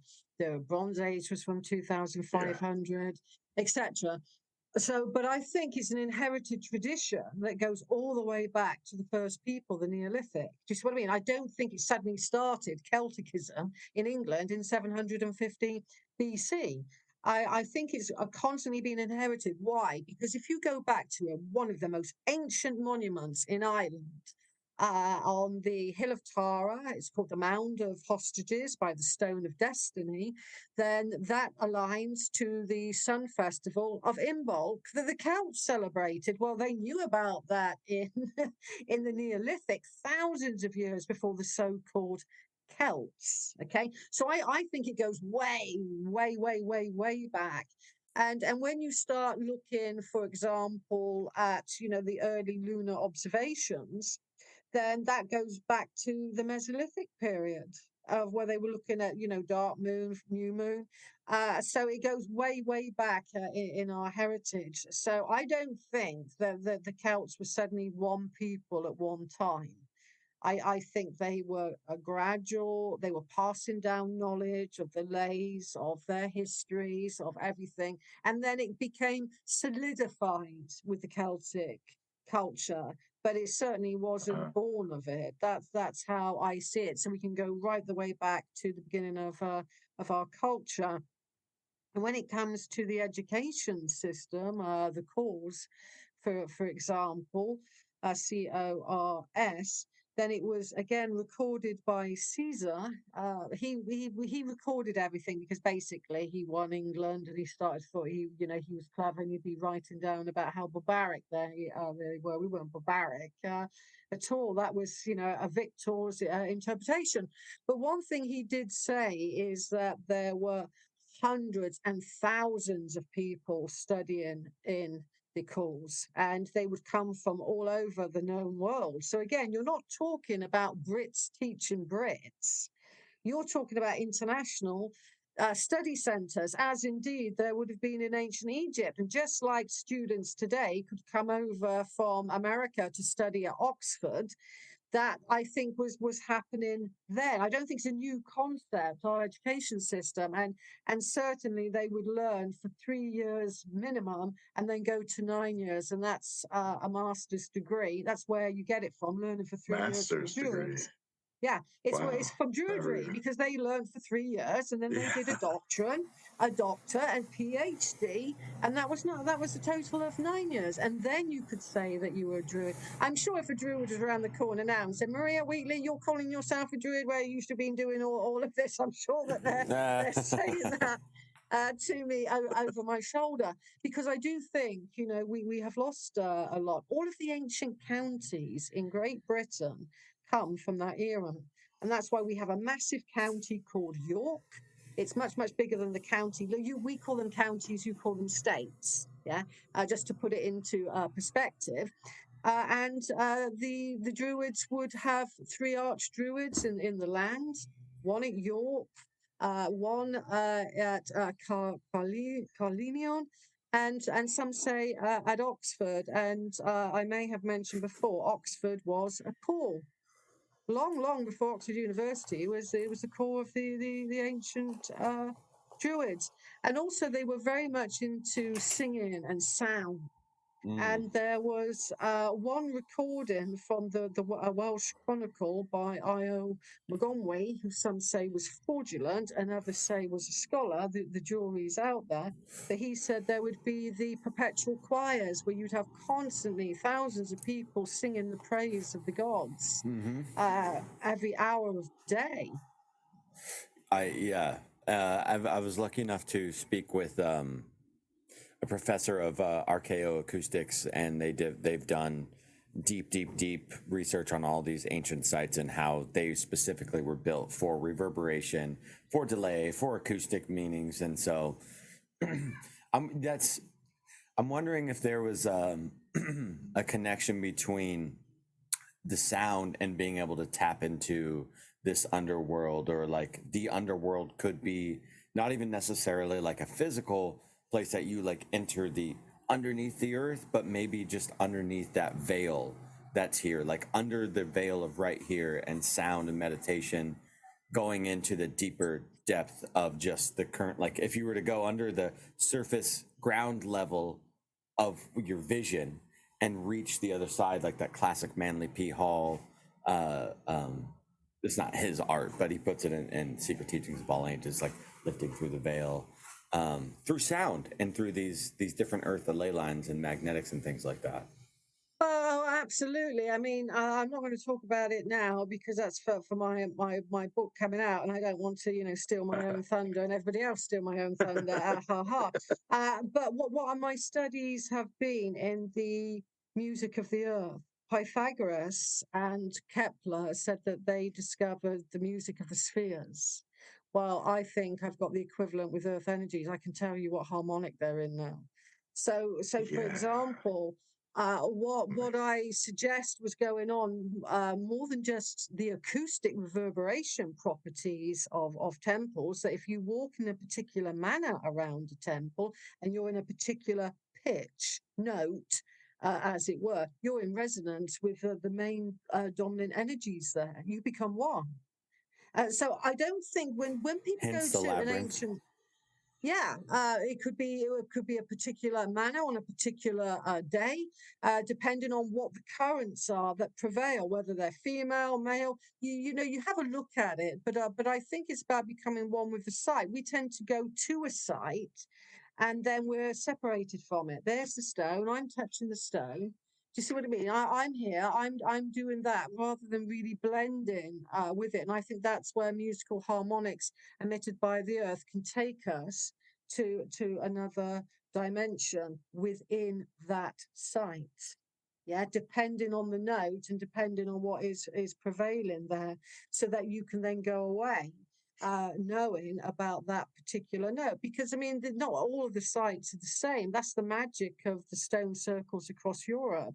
They're all individual, whether you go to Sardinia or whether you go to France. They have their own notes, they have their own persona and spirit of place. To go back to the very beginning of the conversation, talking about these 49 different earth energies, are they grouped together, maybe in like a quarter or something like that, what are bad earth energies, and what's something to look out for, and what describes as an earth energy as maybe being negative or maybe not the most beneficial? Yeah, we tend to call that geopathic stress zones. Okay, so a geopathic stress zone is basically, in a nutshell, toxic earth radiation. And toxic earth radiation in its most identification of it is actually quite simple. It's underground groundwater. That's not the deep water. That's water that's fallen from the sky, fills up the underground streams and rivers. That's called groundwater. And it's not the water that's the geopathic stress. It's the Hertzian frequency it's emitting. So the water's not a problem. I mean, we need water to drink. Groundwater is good. But when it moves through the rock and it's giving off a signal, that's called geopathic stress. And the biggest survey of geopathic stress was done by Dr. Kathy Batchelor in the 70s and later on in the 80s. And she's written a seminal book. She investigated 11,000 homes with doctors, physicians. And she came to the conclusion that if you sleep above geopathic stress zones, i.e., underground water, or the Curry net or the Curry grid, as it's called, that was discovered by Manfred Curry in the 1950s, and you're at the crossing point of that particular grid, then that is chronic geopathic stress. And whatever you're prone to in your DNA fault, would be that heart attack, arthritis, or whatever, then that will come out. Now, if you're at the crossing point of two positive lines, making a crossing point, then you'll be prone, unfortunately, to cancer and tumors. And if you're on the two negative lines, then that's more like inflammations, arthritis, rheumatoid arthritis, that type of thing, all discovered by Dr. Kathy Batchelor. And she went on to then say, even if you're placed at a desk at a school on these lines, you're not going to learn that well. Then the physicians that looked into this realized it was the absorption of your gut, your stomach, that can't absorb the minerals properly. So you could be on the best organic diet, but if you're going back to sleep above geopathic stress zones, your body takes a long time to self-heal. You could be having acupuncture. You could be having anything. Your body does not self-heal above these chronic geopathic stress points. And the other type is a ley. You don't want to be living above a ley, and don't let the New Age community fool you into thinking that's good, because chi travels too fast along a straight line. And I say to all of my students, that's why the Chinese have bowed roofs, because the chi must slow down. And if it goes along a straight line, it's called sha chi, poison arrow. And so leys travel a lot with energy. Great if you need to recuperate. Oh, I need some energy today. I think I'll go to a ley. Oof, you'll get a bit of energy. That's good. But to live above it, the ancients never lived above these earth energies. They'd go to them and come away. No, nobody lived at Stonehenge. They lived at Durrington Walls. Nobody lived at Avebury. They lived at a settlement 2 miles away. So it's about going to these ancient sites and coming away. Too much of a good thing. We have a saying at Avebury, the light can sometimes shine too bright. And so we notice that the people that live there go away for a little while. Do you see what I mean? The light is shining too bright. You're being blinded now. You can't see the wood for the trees. So it's about going to these places, interacting with the energies and coming away. And looking to where cats sleep in your home. They love geopathic stress, but not to be fussed. Cats love to come over to you. It's where they go by themselves. Dogs, on the other hand, detest geopathic stress. Interesting. If they won't go into a room, if they feel uncomfortable, if they get restless and want to keep going in the hall, that room has probably got geopathic stress. What do you think about the concept of ghosts or spirits being stuck on Earth, dying in an area where there's more geopathic stress, maybe trapping their energy here? Or is there something along those lines in the esoteric wisdom that tells us that where you die significantly increases or decreases your chance of being able to actually leave and to not be energetically stuck here? Absolutely. I mean, two things really. The Chinese geomants paid more attention to where you were going to be buried than where you would live, because it's their dynasty. Yeah, it's a dynasty. And I'll describe that in a moment. So did the Ottoman Empire. So do the Masons.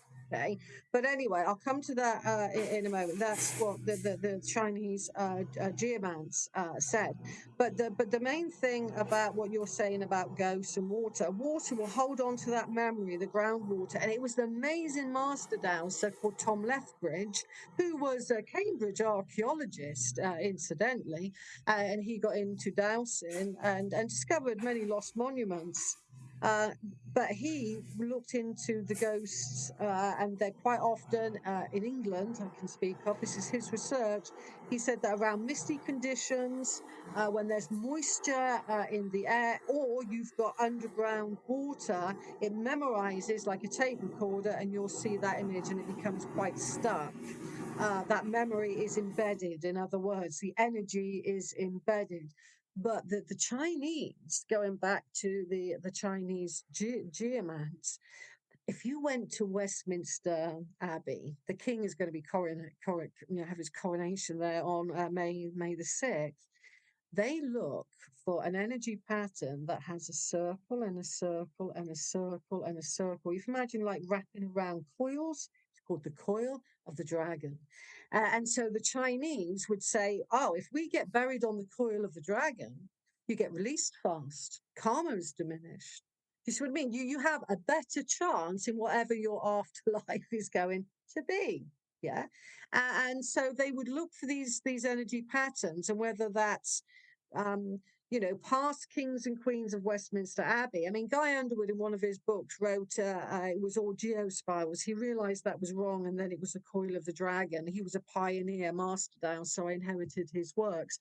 So, for example, if you do what the royalty do, if you do what the Ottoman Empire did, and if you found those energy patterns, then you have a better karmic release to go into the afterlife. And it's interesting to note, when I've doused the Valley of the Kings, obviously very famous for, Tutankhamun, King Tut, Ramesses the Great, etc. There are quite a few of them are on the coil of the dragon. It's a worldwide symbol that is recognized. On that topic there, I'm just curious, because it made me think of this. Is there something, the dragon symbolism with the coil, and then the symbolism of the dragon losing its legs? Did these, and becoming the serpent, did these kind of spirals, was the energy able to walk, or were they walking around the spiral? And then seemingly we lost that idea, and now that it drags on instead Yeah, I of mean, it's like, if walks you around. imagine, yeah. So some of the Earth, it's like a kind of coil going round like that, and then it will loop over like that. That's a coil of the dragon, and it's a place of ease. So if your soul wants to go to wherever it is your soul is going to go, it's with ease with the coil of the dragon. And let's say you're buried on geopathic stress zones, then that's not ease. You see what I mean? So they looked very carefully to where they were going to be buried, so that you have a good journey to the afterlife. That's the kind of idea behind it, so to speak. And that's why there's no change with how an emperor's buried in China to how Henry VII was interned into Westminster Abbey, and and Queen Elizabeth the First, probably. Wow. And especially, moneyed people, masons and things. They're great designers. They designed a lot of the stately homes over here, the big mansions, the elite, moneyed people that you probably know names of. I'm not going to name them, never do. But we get the picture. They design it on the how you design an ancient site. At an ancient site, you walk to the esoteric center around the circle. Most people that go to an ancient site go, oh, I've got to get to the center. Boom, speed to the center, and off they go. But you should go round a site towards the center. So what the Masons designed their stately homes is, you go down a long drive, There's a big circular object in the middle. You go round the object, just like you would around an ancient site. It's called the esoteric center. And to the Celts, the esoteric center was where the soul or the genie of place resides. So it's very important to look for these concepts. And that's what they were doing across moneyed Europe and still doing. You are channeling in on some sort of heart chakra line to blow people's minds, because you have this blood. It's just always constantly mind blown. Because back to the dragon lines and the dragon earth energies and how that can contain us here. It's just like, we need to start mapping these places out. How big are the geopathic stress? I'm going back a little bit, but these geopathic stress areas, are they like fine areas? Are they bigger parts? And can they be created? Well, the Curry grid, for example, if you imagine a fishnet over Gaia, over the Earth, she's a sphere shape. She bulges at the equators, doesn't she? She's like a tangerine shape. So the Curry net is going to be tight at the poles and bigger at the equators. But roughly speaking, in most of North America and most of Northwest Europe, the grid is going to be 3.5 meters by 3.5 meters. That's what Dr. Kathy Batchelor recorded. But the real chronic geopathic stress points on that grid are actually every 7 meters. And it was my late father that was one of the first British people to write about the Curry grid. And the publisher at the time, Harpers and Collins, they decided that they didn't want every 7 meters. They keep it nice and neat and say every 3.5 meters. So all over the net, they plagiarized his work, and it's wrong. And I tell, all of the dowsing societies, if you go to the first writings that he did, or Kathy Batchelor's, they're not saying that. The editor said that. But say something enough times on the internet and it becomes a truth. So you can burn me later again for that one. You need 2 matches now. Need a whole box. So we can look for that. But again, if you're sensitive, and you guys seem a sensitive bunch, and I'm sure your listeners are a sensitive bunch, and you go into a room, just have a couple of deep breaths, and you walk around a room. That's what the ancient Chinese geomants did, and modern geomants alike. And then you feel for, does that feel okay? Does that feel okay? Do you see what I mean? Or I can give you a really quick way of finding the best place for your bed in the house. You stand in this is Dr. Kathy Batchelor. I never take credit for something that isn't my own work. I don't think people should do that. A lot do. But you stand in the door and you simply say to an L rod, like a metal L rod, you can get them on the internet, or really nice ones from Maria. And you hold your rod like that, and you just say to the rod, show me the best position for my health in this room to sleep. And then it will point like that. So you're just asking the rod to show you the best place for your health to sleep above in that room. And it will go like that, and follow the rod. And when it moves to your towards you or away from you, that's a yes. Or if you're using 2 rods, it's a little bit more difficult because you want to get the direction. Do you see like that? So you use 1 rod. And Dr. Kathy Batchelor said that, it's really, as Dolores Cannon once told me, she did a copy of my book, The Essential Dowsing Guide to Sell in America. And she said, bend coat hangers. And Dolores is right. You could go upstairs, bend a metal coat hanger into an L shape and use that. I mean, you don't have to buy rods. You can make your own.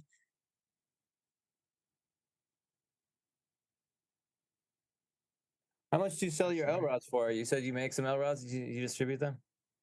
Yes, I think, if my memory serves me correct, they're £48. But I like copper-based ones because copper comes under Venus, the goddess.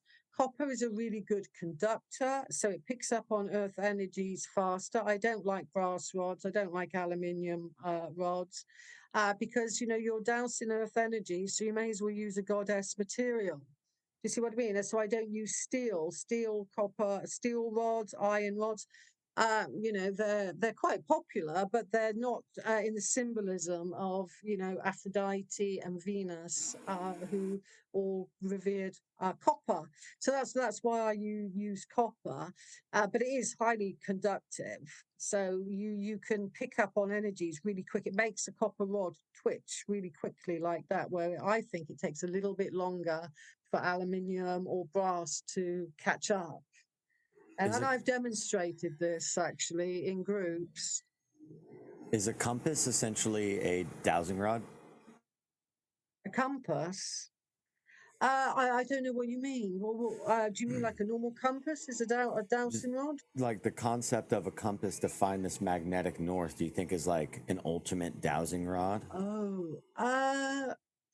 To some regard, but I think a dowsing rod picks up on energy, not just a location.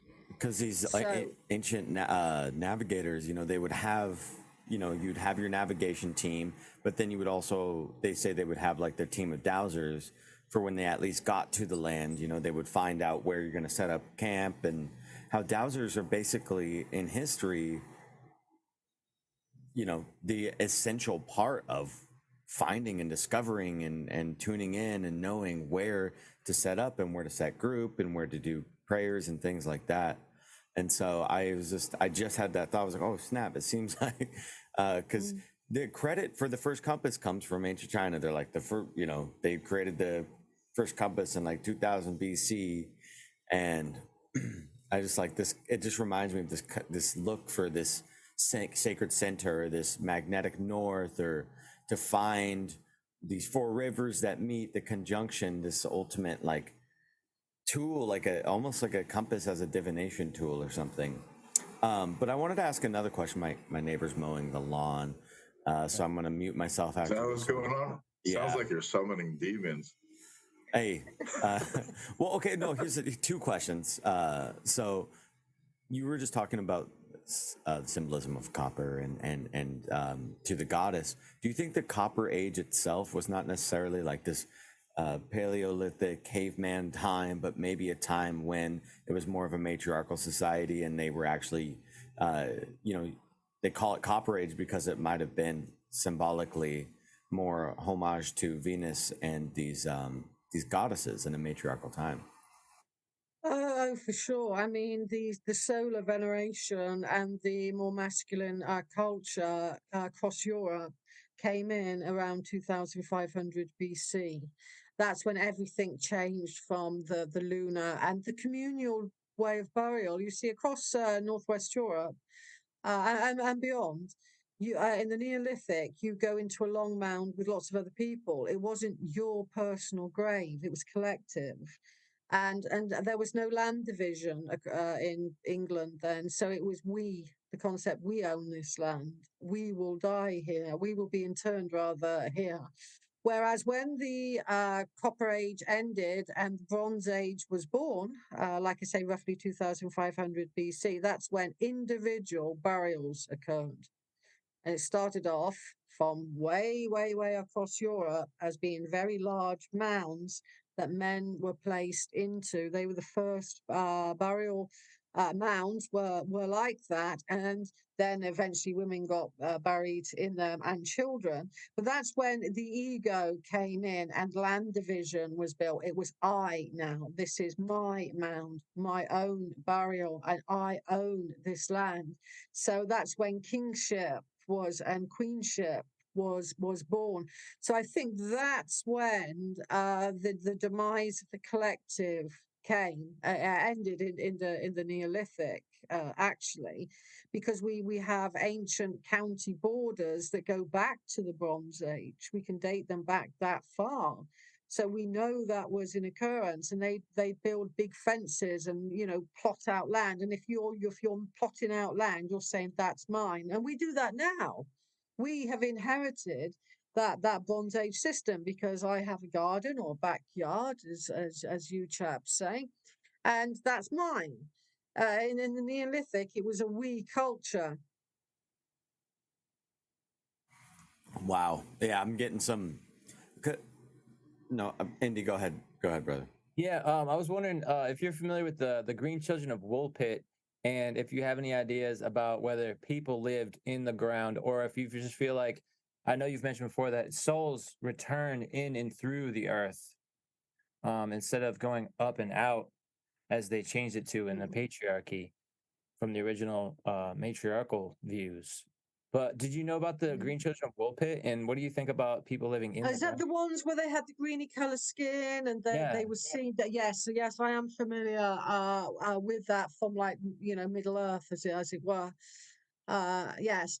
Well, that was a phenomenal account that yeah, happened. It was an account, and there are so many different. I believe. Well, we don't know much about the Earth really.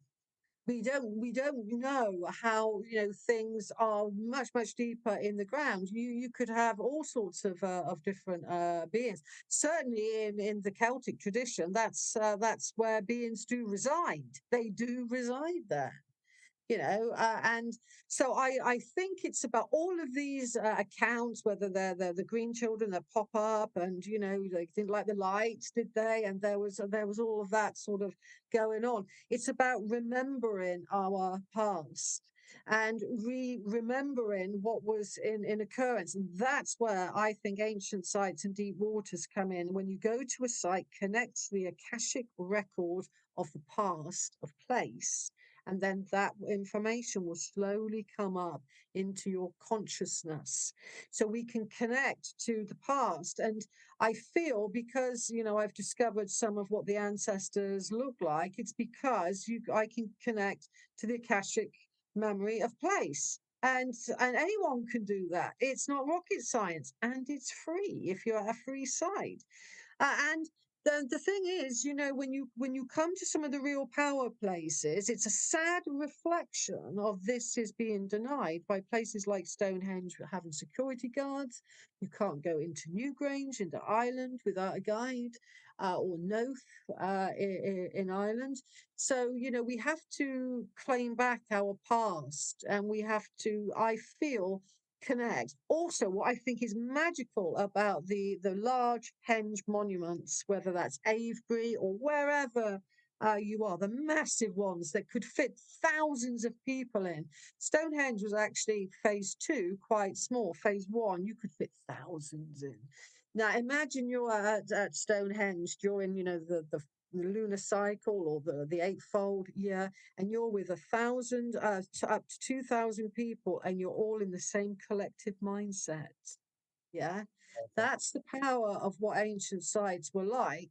Now everybody goes in individually, or you go into mm, small groups. And even the groups can become quite classist. Oh, you can't come near me, I'm doing my meditation. You can't kill this.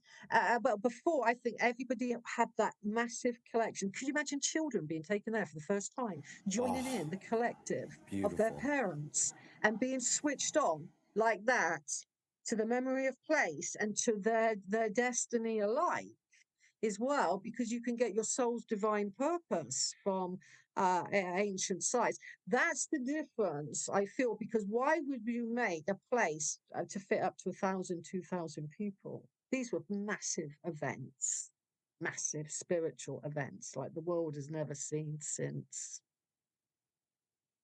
absolutely. I've had past life regression experiences back from Mu, or as we refer to it now as Lemuria. But they say that that happened around 12,000 years ago in some circles. But I know Doggerland was above ground, is now the Mm, British Channel, and it went under water around 6,500 years ago, some say. And also, High Brazil was likely in a similar situation long ago, mm, possibly above the water level. But yeah. I know there's some people that connect to those lost ancestral traumas, certain songs that bring back the memory of those times, and having lost large parts of our culture, and then having us be reborn with that that trauma within us, kind of deep in our hearts. But I know that the song Auld Sang. Are you familiar with that song that we sing on New Year's, Auld Sang? Oh yes, old lang syne. Yes. Old Lang Syne. Yeah, there's some people connect that song with the lost ancestral trauma of Lemuria, and I feel like these Absolutely. ancient sites hold some of those memories and can help us recover our lost ancestral past, both the good and the bad. Yeah, absolutely, and that's what I think the Akashic record of any place does, and even on a much lesser level in your own home. If your own home has underground water, I live in what's called a chalk landscape, and chalk is like a sponge for water. So my home can have its own Akashic record of place as well.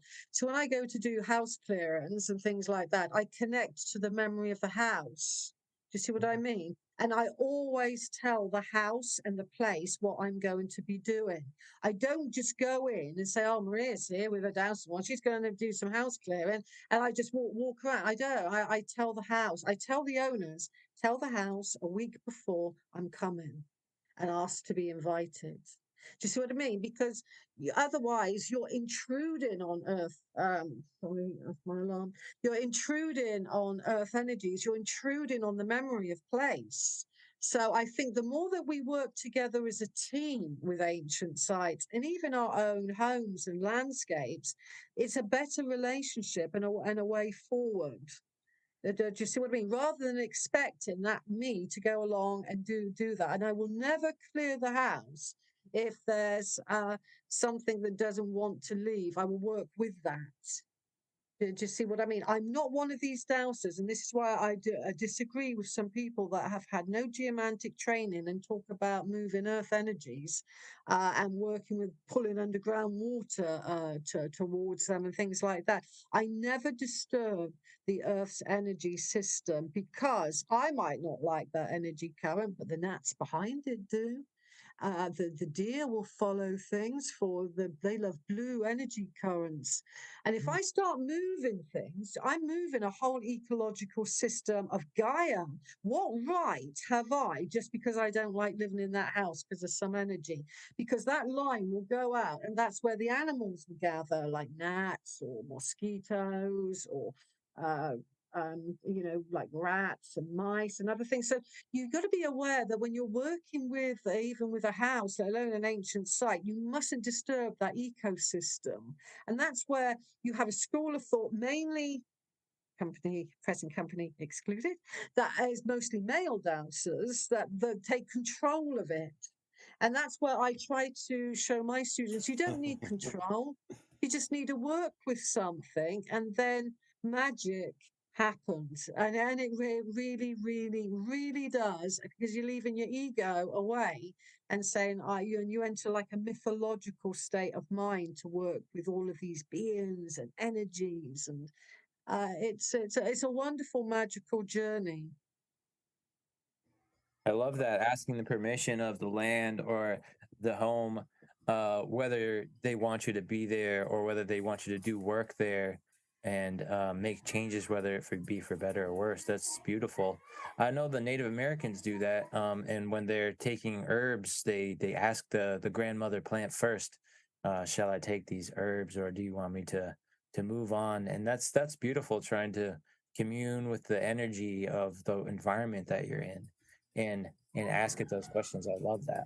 Yeah, and you're not moving the energy lines to, I mean, deer follow, like I say, blue earth currents. And if you move that, you're moving their ancestors' memory because they will follow where their ancestors were.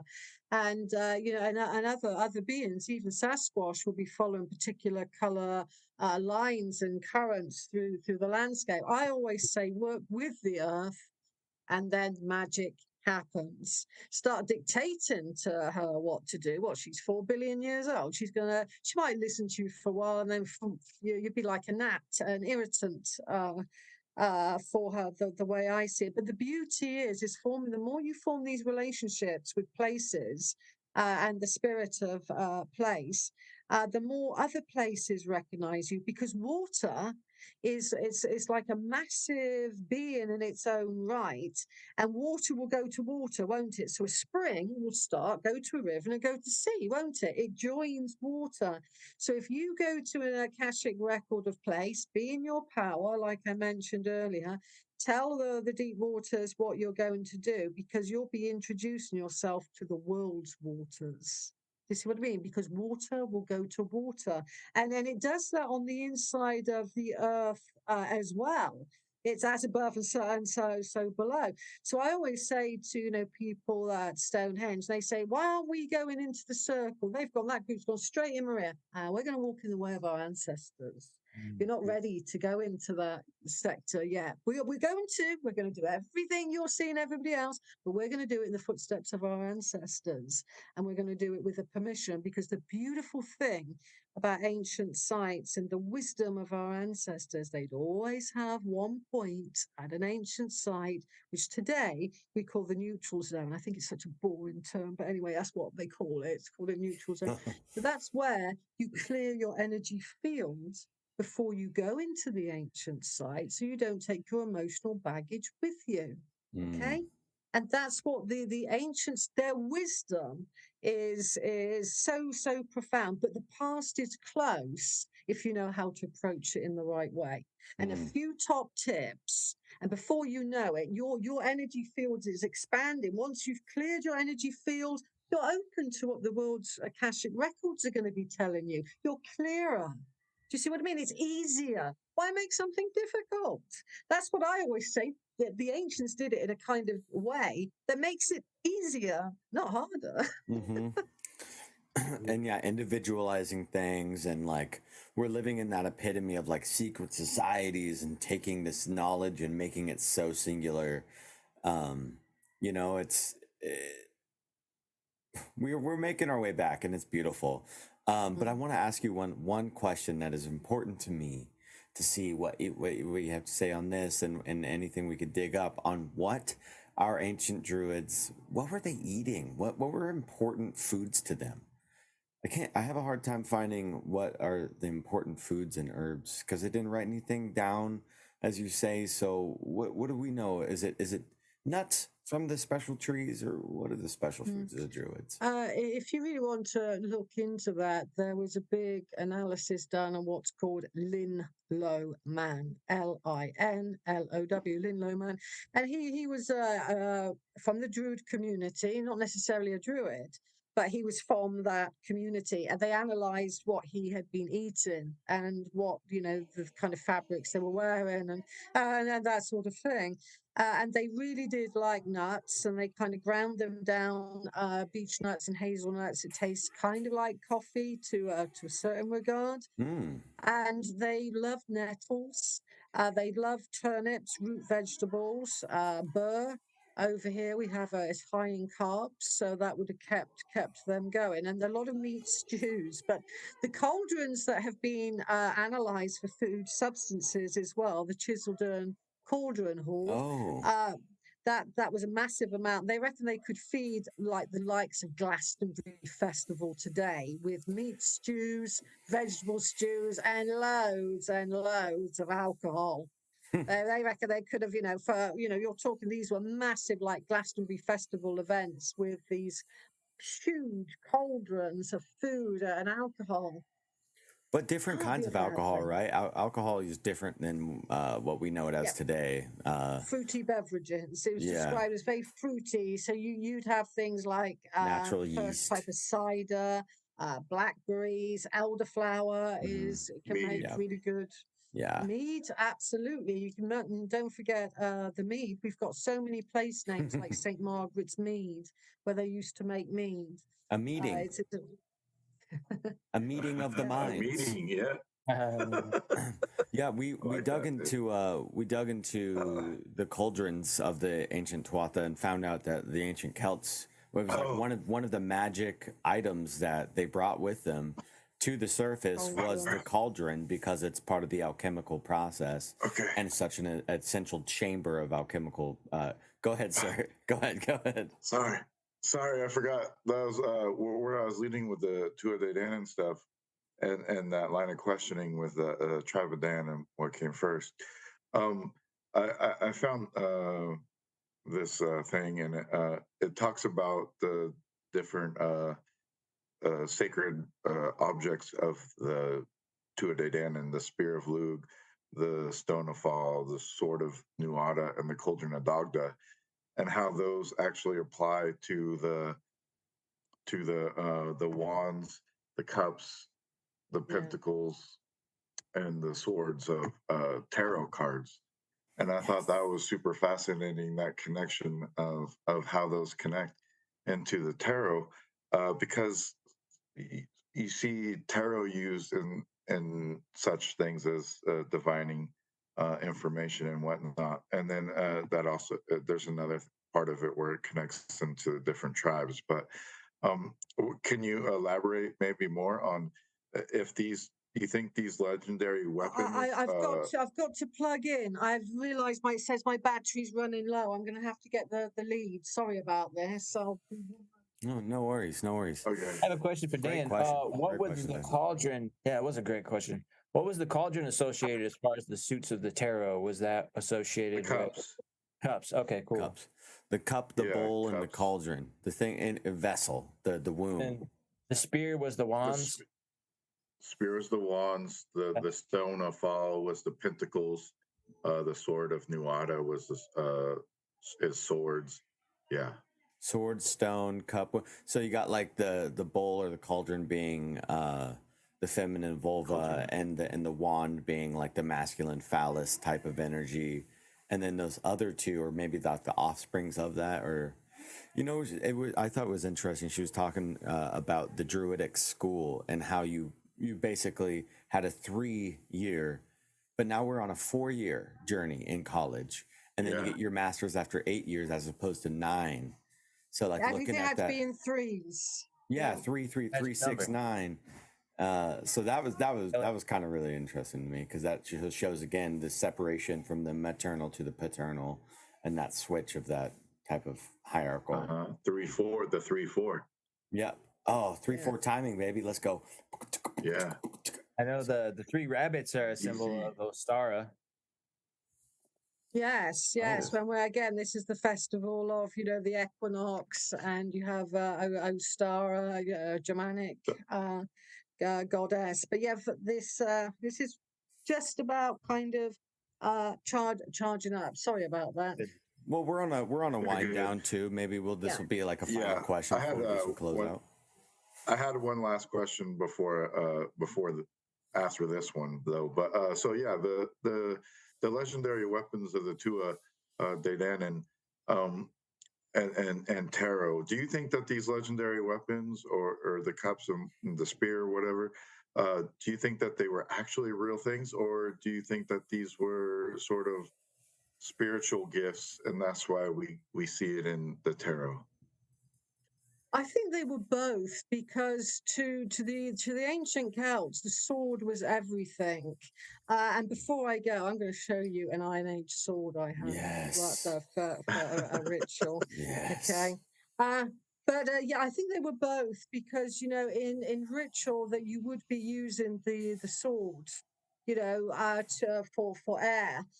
So most definitely, and so yes, I think that they were both. But as well, there's a school of thought in some mystery schools where we're all the 4 elements as well. So we have our swords, and we have the stone of destiny, etc., and the cauldron within us. So to end on something really nice, I'm going to get you beautiful replica of a Celtic sword that would have been used by our ancestors. Okay, so 1 minute.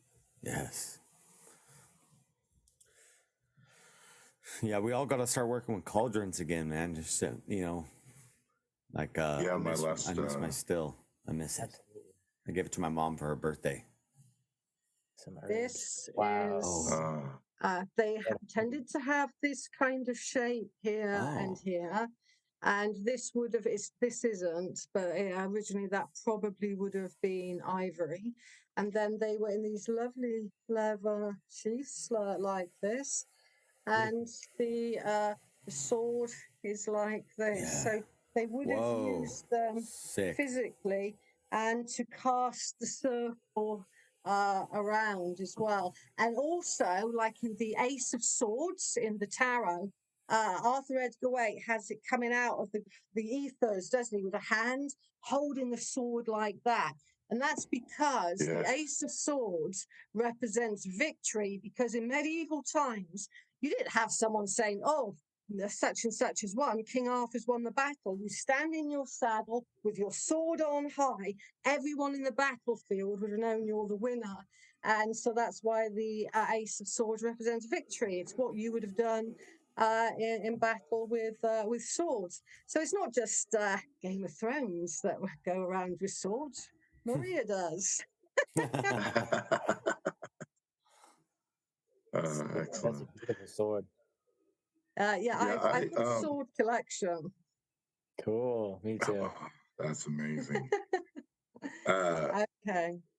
I'll take one more question, then I'm going to have to leave. It's my birthday weekend. What? Happy birthday. Oh, happy birthday. It was yesterday, 21. but I'm going out for dinner again this evening. It's because it's the weekend. I thought I'd celebrate the whole weekend. Well, thank you very much for joining us on this special weekend too, because not only is it your birthday, it was St. Patrick's Day, and yesterday was Sheila and the Gig Day. And so it's very fortunate that we are able to have these deep Celtic conversations on such a weekend. So thank you very much for being with us, Maria. We appreciate it very much. Thank you for your time. And my final question was about St. Patrick. And we were talking about like these serpent energies or the coils and whatnot. And one of the St. Patrick kind of legends, he gets swallowed by a goddess named Cora, who is she turns into a serpent and swallows him. I'm wondering if you have any like esoteric knowledge behind that story, because seemingly, you know, some people believe that, you know, St. Patrick was a good guy and he transformed Ireland. I believe he was not a good person and he screwed up Ireland, and the kind of I believe the patriarchy moved into Ireland and got rid of the matriarchy. And chasing the snakes out of Ireland has to do with the symbolism of chasing out the goddess and getting rid of the worship of the goddess, because seemingly you can associate that serpent energy with goddesses, just like Eve in the Bible. So I was wondering if you had any more esoteric knowledge that you could leave us with. Well, that's a brilliant interpretation. I agree wholeheartedly with that. In fact, you know, one of the early dragon depictions was Tiamat from, you know, the Sumerian culture associated with the goddess. And if you look at Christianity now, not just St. Patrick, but if you go to a medieval church, I was at one yesterday where Harry Potter was filmed for Hogwarts. It's Gloucester Cathedral. I was there with my daughter Raven. Which one? I'm sorry. Waltzing around. But the thing is, you always see Saint Michael, Saint George, Saint Catherine. They're the dragon slayers, and they always got the sword, you know, pointing towards the serpent, which is a metaphor of the power of Gaia and the power of earth energies. They're serpentine energies. They're dragon lines. So you're right. I agree wholeheartedly, really from my heart. That's what was happening with St. Patrick. What he was taking the wisdom of the earth away from the people, putting it to the clergy, because the Irish knew about the fairy lines. The Irish knew about the leprechauns and the little people and the people from the Middle Kingdoms. And for me, and for you alike, I feel that was the dominance of the masculine, and you know, that eventually turned upon the control aspect of himself. It turned full circle, as it were. Yes, excellent. Thank you so much. Yeah, agreed. We tried to have a conversation with Chat GPT, to ask it some. We wanted to like have a conversation with this AI to see what it could tell us about St. Patrick. We wanted to go weird with it, but it just would never break that mold of being like. It wouldn't tell us the true dirty, dark depths of the patriarchal takeover that St. Patrick really was, and taking the power from the people. So we couldn't break the internet on that day, but we wholeheartedly agree. This has been wonderful, Maria. Thank you. Okay. Thank you again. Thank you. I'm looking forward to this new book coming out, and I hope that people will also do the same and check it out. Yeah, and please tell everybody where they can find your work, any websites, anything else you got going on, books, where they can find your books at, all of that. Yeah, esotericcollege.com is my teaching platform where you can take any of my courses to diploma level. I'm fully affiliated with the Association of Distant Learning Colleges here in the UK, or you can find out about my tours and my kind of like sacred site workshops at the Avebury Experience .co.uk, but my main platform is esotericcollege.com, where I love teaching people in small groups, Zooms, one-to-ones, or in any way that we can make it work. So yes, and thank you for asking some wonderful questions. I know that I've been in good company here this evening. You're, like I said earlier, you're all knowledgeable in your own right, and you come from a slightly different angle as well, which is informative for the listener and a pleasure to answer. Thank you so much for that. Good time, and you have a wonderful, happy birthday weekend, and happy equinox as well. I'm taking my little chalice to have my wine at the local pub. They find it hilarious. It's a full moon on Tuesday also. Yeah, that's another excuse to go out to Avebury Henge and meet people. Not that I need any excuse. Okay, then, guys, you've been good company. I'm going to love you and leave you, and you take care. And thank you for this evening. Aloha. Thank you. Safe travels. And what's up, everybody? We hope you love that interview with Maria Wheatley. It was a pleasure and honor to talk to her. And I thought the conversation was fascinating. We went deep, so deep into the earth. An automatic RFTA classic, in my opinion. Absolutely. After hearing her on the Moon Mysteries with you and Kaylee Roman, I was like, oh my God, we have to talk to this lady. And I had actually wanted to talk to her before that I even heard her on the show with you guys. So it was great to get into a little bit more deeper of like the earthen energies and the Tuatha Dé Danann, and kind of get into those aspects a little bit more. She's a very lovely person to talk to. Absolutely. I loved her talk about the magic and how she was taught under Dolores Cannon. That was really cool to hear about. And it's no surprise with all of the wisdom that she carries. Being able to, with all that wisdom about house magic and clearing energy from a home, especially the energy from working with the earth and working with the waterways. And it's just fascinating. You don't really hear too much about people talking about the inner groundwater versus the aquifers and the riverways being a different type of water. That's so fascinating. She's undoubtedly an actual master dowser. And you might, read or hear these things. We've talked to a few different dowsers on the show. We talked to Marty Kane, and we talked to Peter Shampoo. And I believe one of the guests that we've had on has been a dowser. But Maria, she's channeling in on some shit. She's also been researching and writing these books for quite some time, but just like everything that we asked was just like boom. I was like a little bit like she was cracking my egg like each little time. I was just like, man, like just home hitting, man. It was great. That was a great conversation. Still absorbing it all. And the and the Druidic connection to the tarot and the 12th day Danan, that was also a really great thread, bro. Something really cool on that's something we're gonna have to go into on another slow burn or something. For Absolutely. sure.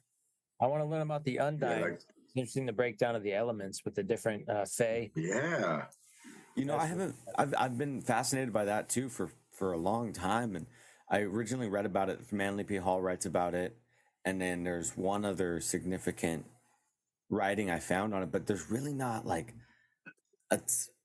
one cohesive piece of just like really big breakdown that's not so. Because you know how Manly P. Hall kind of writes is like slightly cypheric, right? Like slightly Twilight language or whatever. But yeah, it's like if we should just do an entire show on Undines and just dig as much as we can into the elementals. I love the elementals too, bro. That's what I was alluding to there. Yeah, the Fire Salamander Association was huge. That was ringing some bells for me. I know that goes across into a lot of different cultures. Yes, definitely. Mayan culture, underground, right? Yeah. Yep. Fire serpent, Mayan culture. plume serpents. Yeah, so with you know, I've been doing that Bible show lately, and we've been talking about these things. And on Friday, we got into a discussion about St. Patrick, and I had brought up this idea at that time that it's symbolical of the patriarchy taking over the matriarchy, and that's why it wasn't necessarily a physical warfare, but it was a spiritual one. And because St. Patrick, when we were talking to Chat GPT, Roman and I, it said that he just went in there and like rechristened the holy sites of the Druids, or the sacred sites of the Druids, into Christianity. He just proclaimed it to be his. He just pretty much said, "Oh, this is belongs to God now instead of you." And then they even took their like favorite goddess, Brigid, and turned her into a saint. They turned her into Saint Brittany. And so they didn't really, they just changed it around to fit their paradigm. They didn't, that's all they did. And that's why the goddess worship is still so strong in Ireland, because they never left that. So to me it's like a fool's errand. It's like they say it got transformed into Christianity, and it did in like that sense that now the people believe do believe in Christianity and Catholicism, but the goddess is still being worshipped. So I don't think it really ever got turned. I think I'm there's glad still that you mentioned the association of the serpent with Tiamat, because a lot of us associate the serpent with masculinity, and a lot of times when people hear about the story of Saint Patrick taking away the snakes, people interpret that esoterically as the Druids, who we associate as men.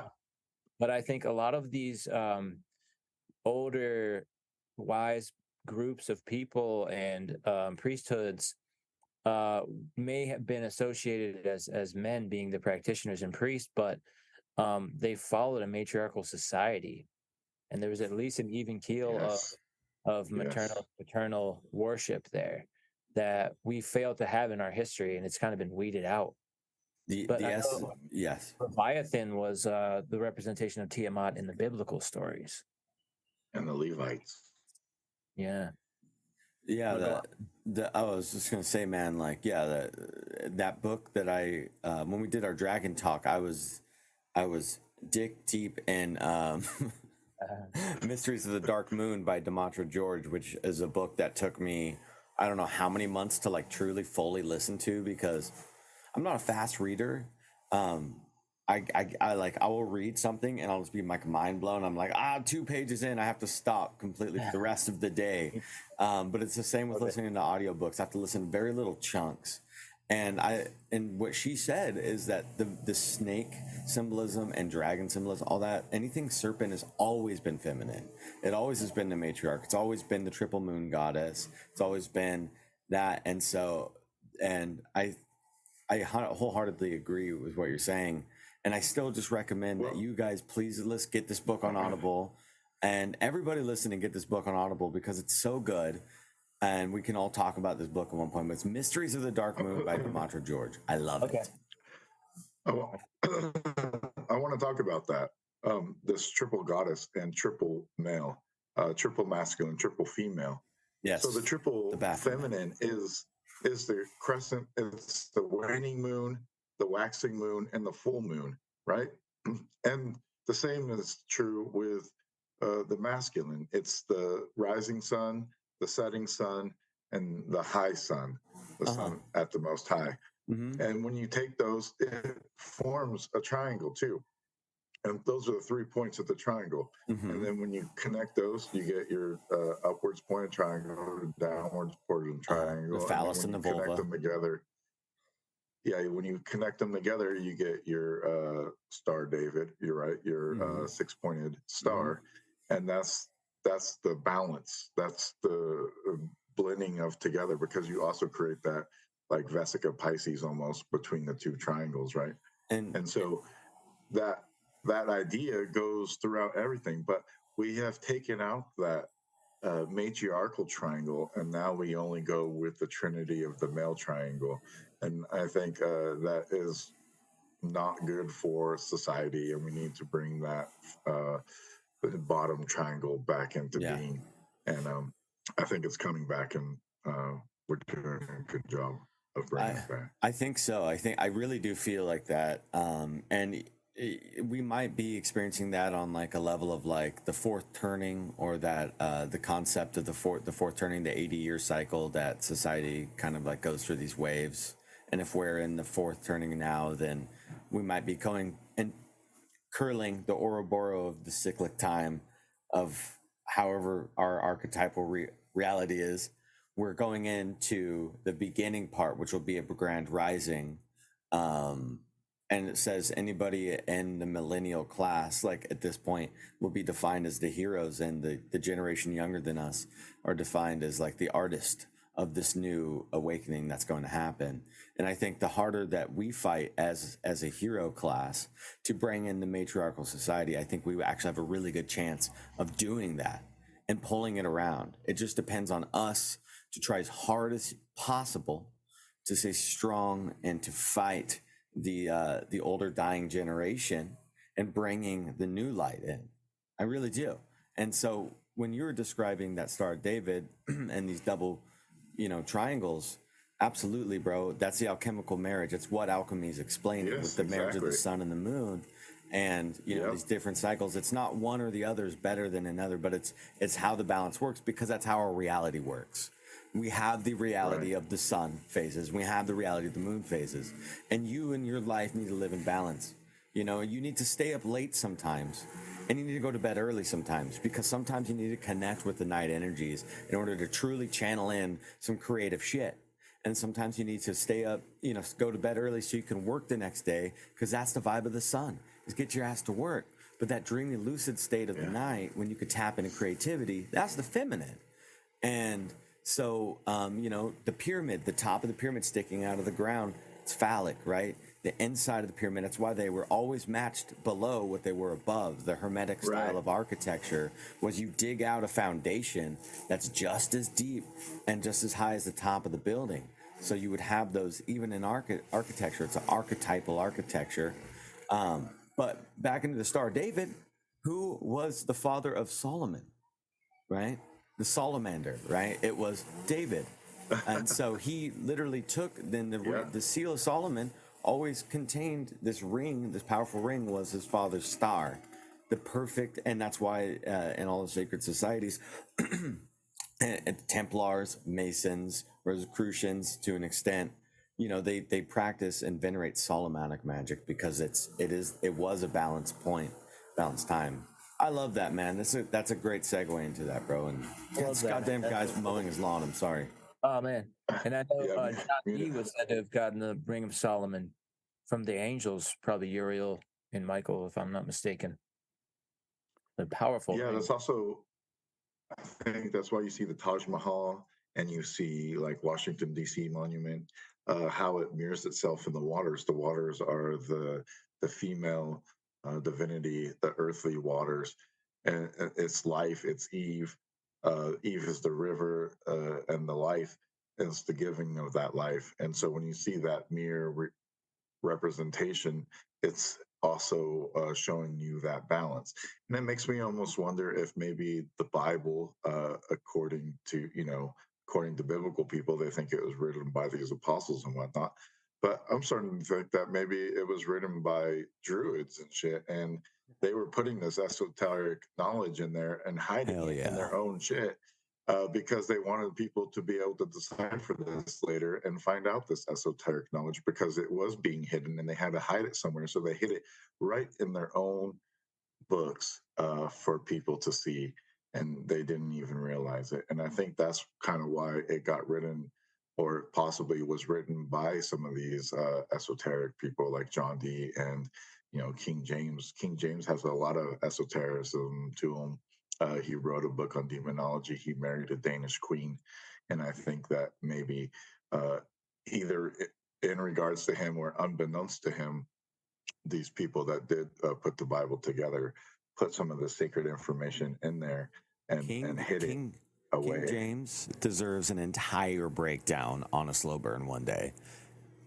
Yes, dude. Like I'd love that, because just explaining to people alone, just to compare Bibles and the different ages of the Bible and all the transit. That's probably what we should do. We should do a series on the transitions of Bible updates on a slow burn thing, like consecutively. Because I was just getting in, because I got fucking check this out. The other night, I was working and I told the employees of the cafe, I was like, you guys can go home. I'll take care of the rest of the night. And they're like, are you sure it's gonna be really busy? And I'm like, listen, your boy's a fucking hammer, and I need no one. All right, so get out of my way, because you're slowing me down, baby.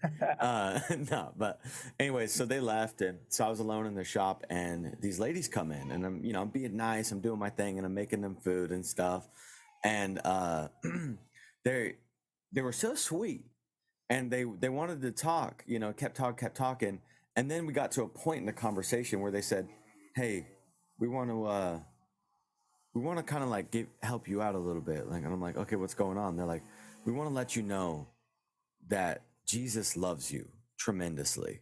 I was like, oh my God, thank you. I love Jesus. That is amazing. And they're like, well, you do love Jesus, but you don't really know how much he sacrificed himself to save you. And that you need to be sacrificing more of your time in order to be a true love of God, and that to devote your time and your love. And I was like, and we got in this whole thing, right? And I was loving this. I was like, great, let's talk about this. Let's go fucking deep on it. I'm like, I'm closed, the shop's closed.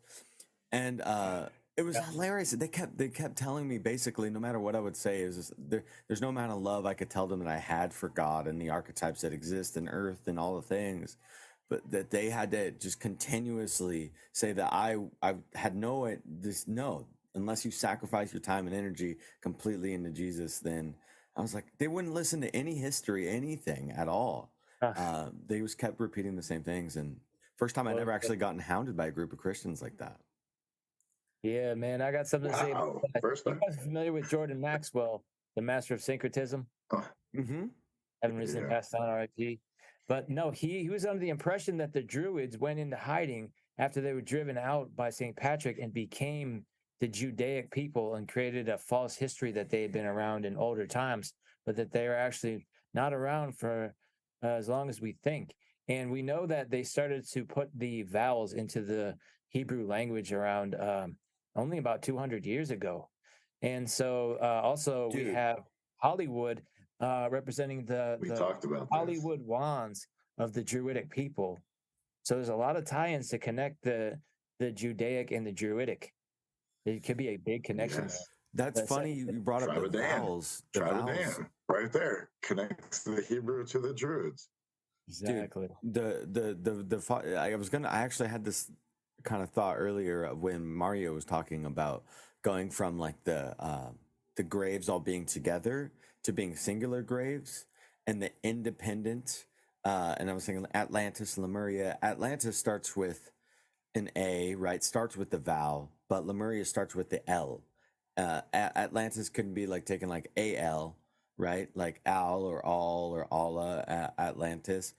And then Lemuria is just the L without the vowel in front of it. And so I started thinking about the vowels are symbolic of the body of man because it's 5. It's a limb of 5, right? The 5 vowels. And or the chakras, right? Or like you can go up to whatever. Sometimes there's 7. Different depends on which language you're looking at.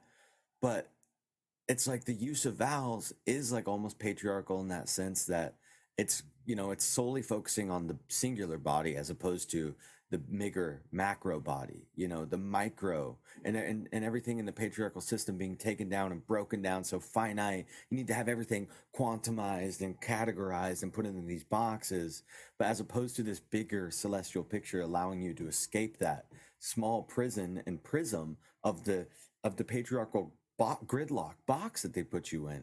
When you break that, you experience the womb on a greater level and like this flowing effervescence of like true creativity, you know. And it's like the vowels kind of when you say that, dude, bro, I 100% agree.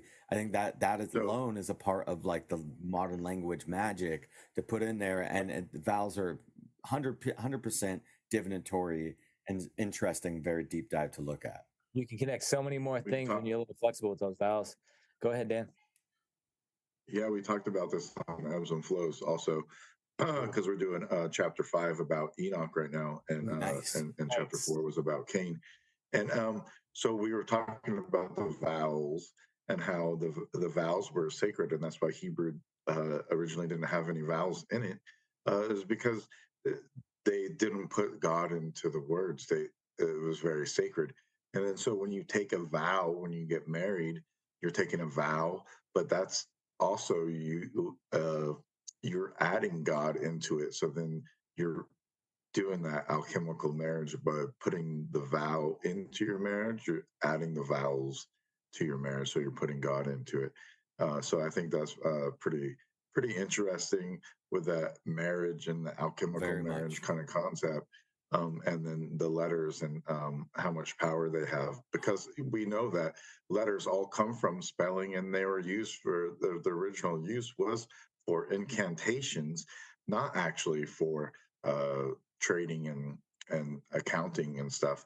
There's a document that Ancient Origin has that comes from the Danube River Valley civilization, and it was a form of writing that predates the Sumerians by 2,000 to 3,000 years, so around 6,000 to 7,000 BC. And this whole document shows these different signs and sigils that they were using to write down. And basically, what they were saying is they were using the writing to connect and use it for divinatory purposes. So originally, spelling started as spell casting, which is why it's called spelling in the fucking first place. So you have that direct connection from incantations to the alphabet, and then when you get married, you're putting the vowels back in, so you're reconnecting your triad, your opposite to the heavenly realm, and creating that new triangle. Okay, yeah. So you have the 3 bodies of man and the 1 body of God, being that like the 3 elements, and then the 4th is ether, right? That kind of concept. You're Adam and Eve. You're Adam and Eve to your God, and that's interesting. The word vowel is like vow, like your wedding vows. Yeah. And then L at the end, like God, to bring in God. And you're taking an oath. Yeah. Yeah, interesting. Yo, we should probably wrap up because we have a live stream soon, and I need to put some slides together and do some more reading. Me too, man. This has been great, boys. We'll talk about that. Let's stop recording and we'll talk about that. Yeah. All right, everybody. Much love to you. And thank you. And hey, don't forget to check out some of these sweet designs on. Buy yourself a t-shirt. Buy your mama a t-shirt, an XXL, so she can wear it to sleep and have etheric dreams. Check it out. We got some nice merch. And if you're not down with that conversation with Maria Wheatley, then wait. Bye. I tried. Bye.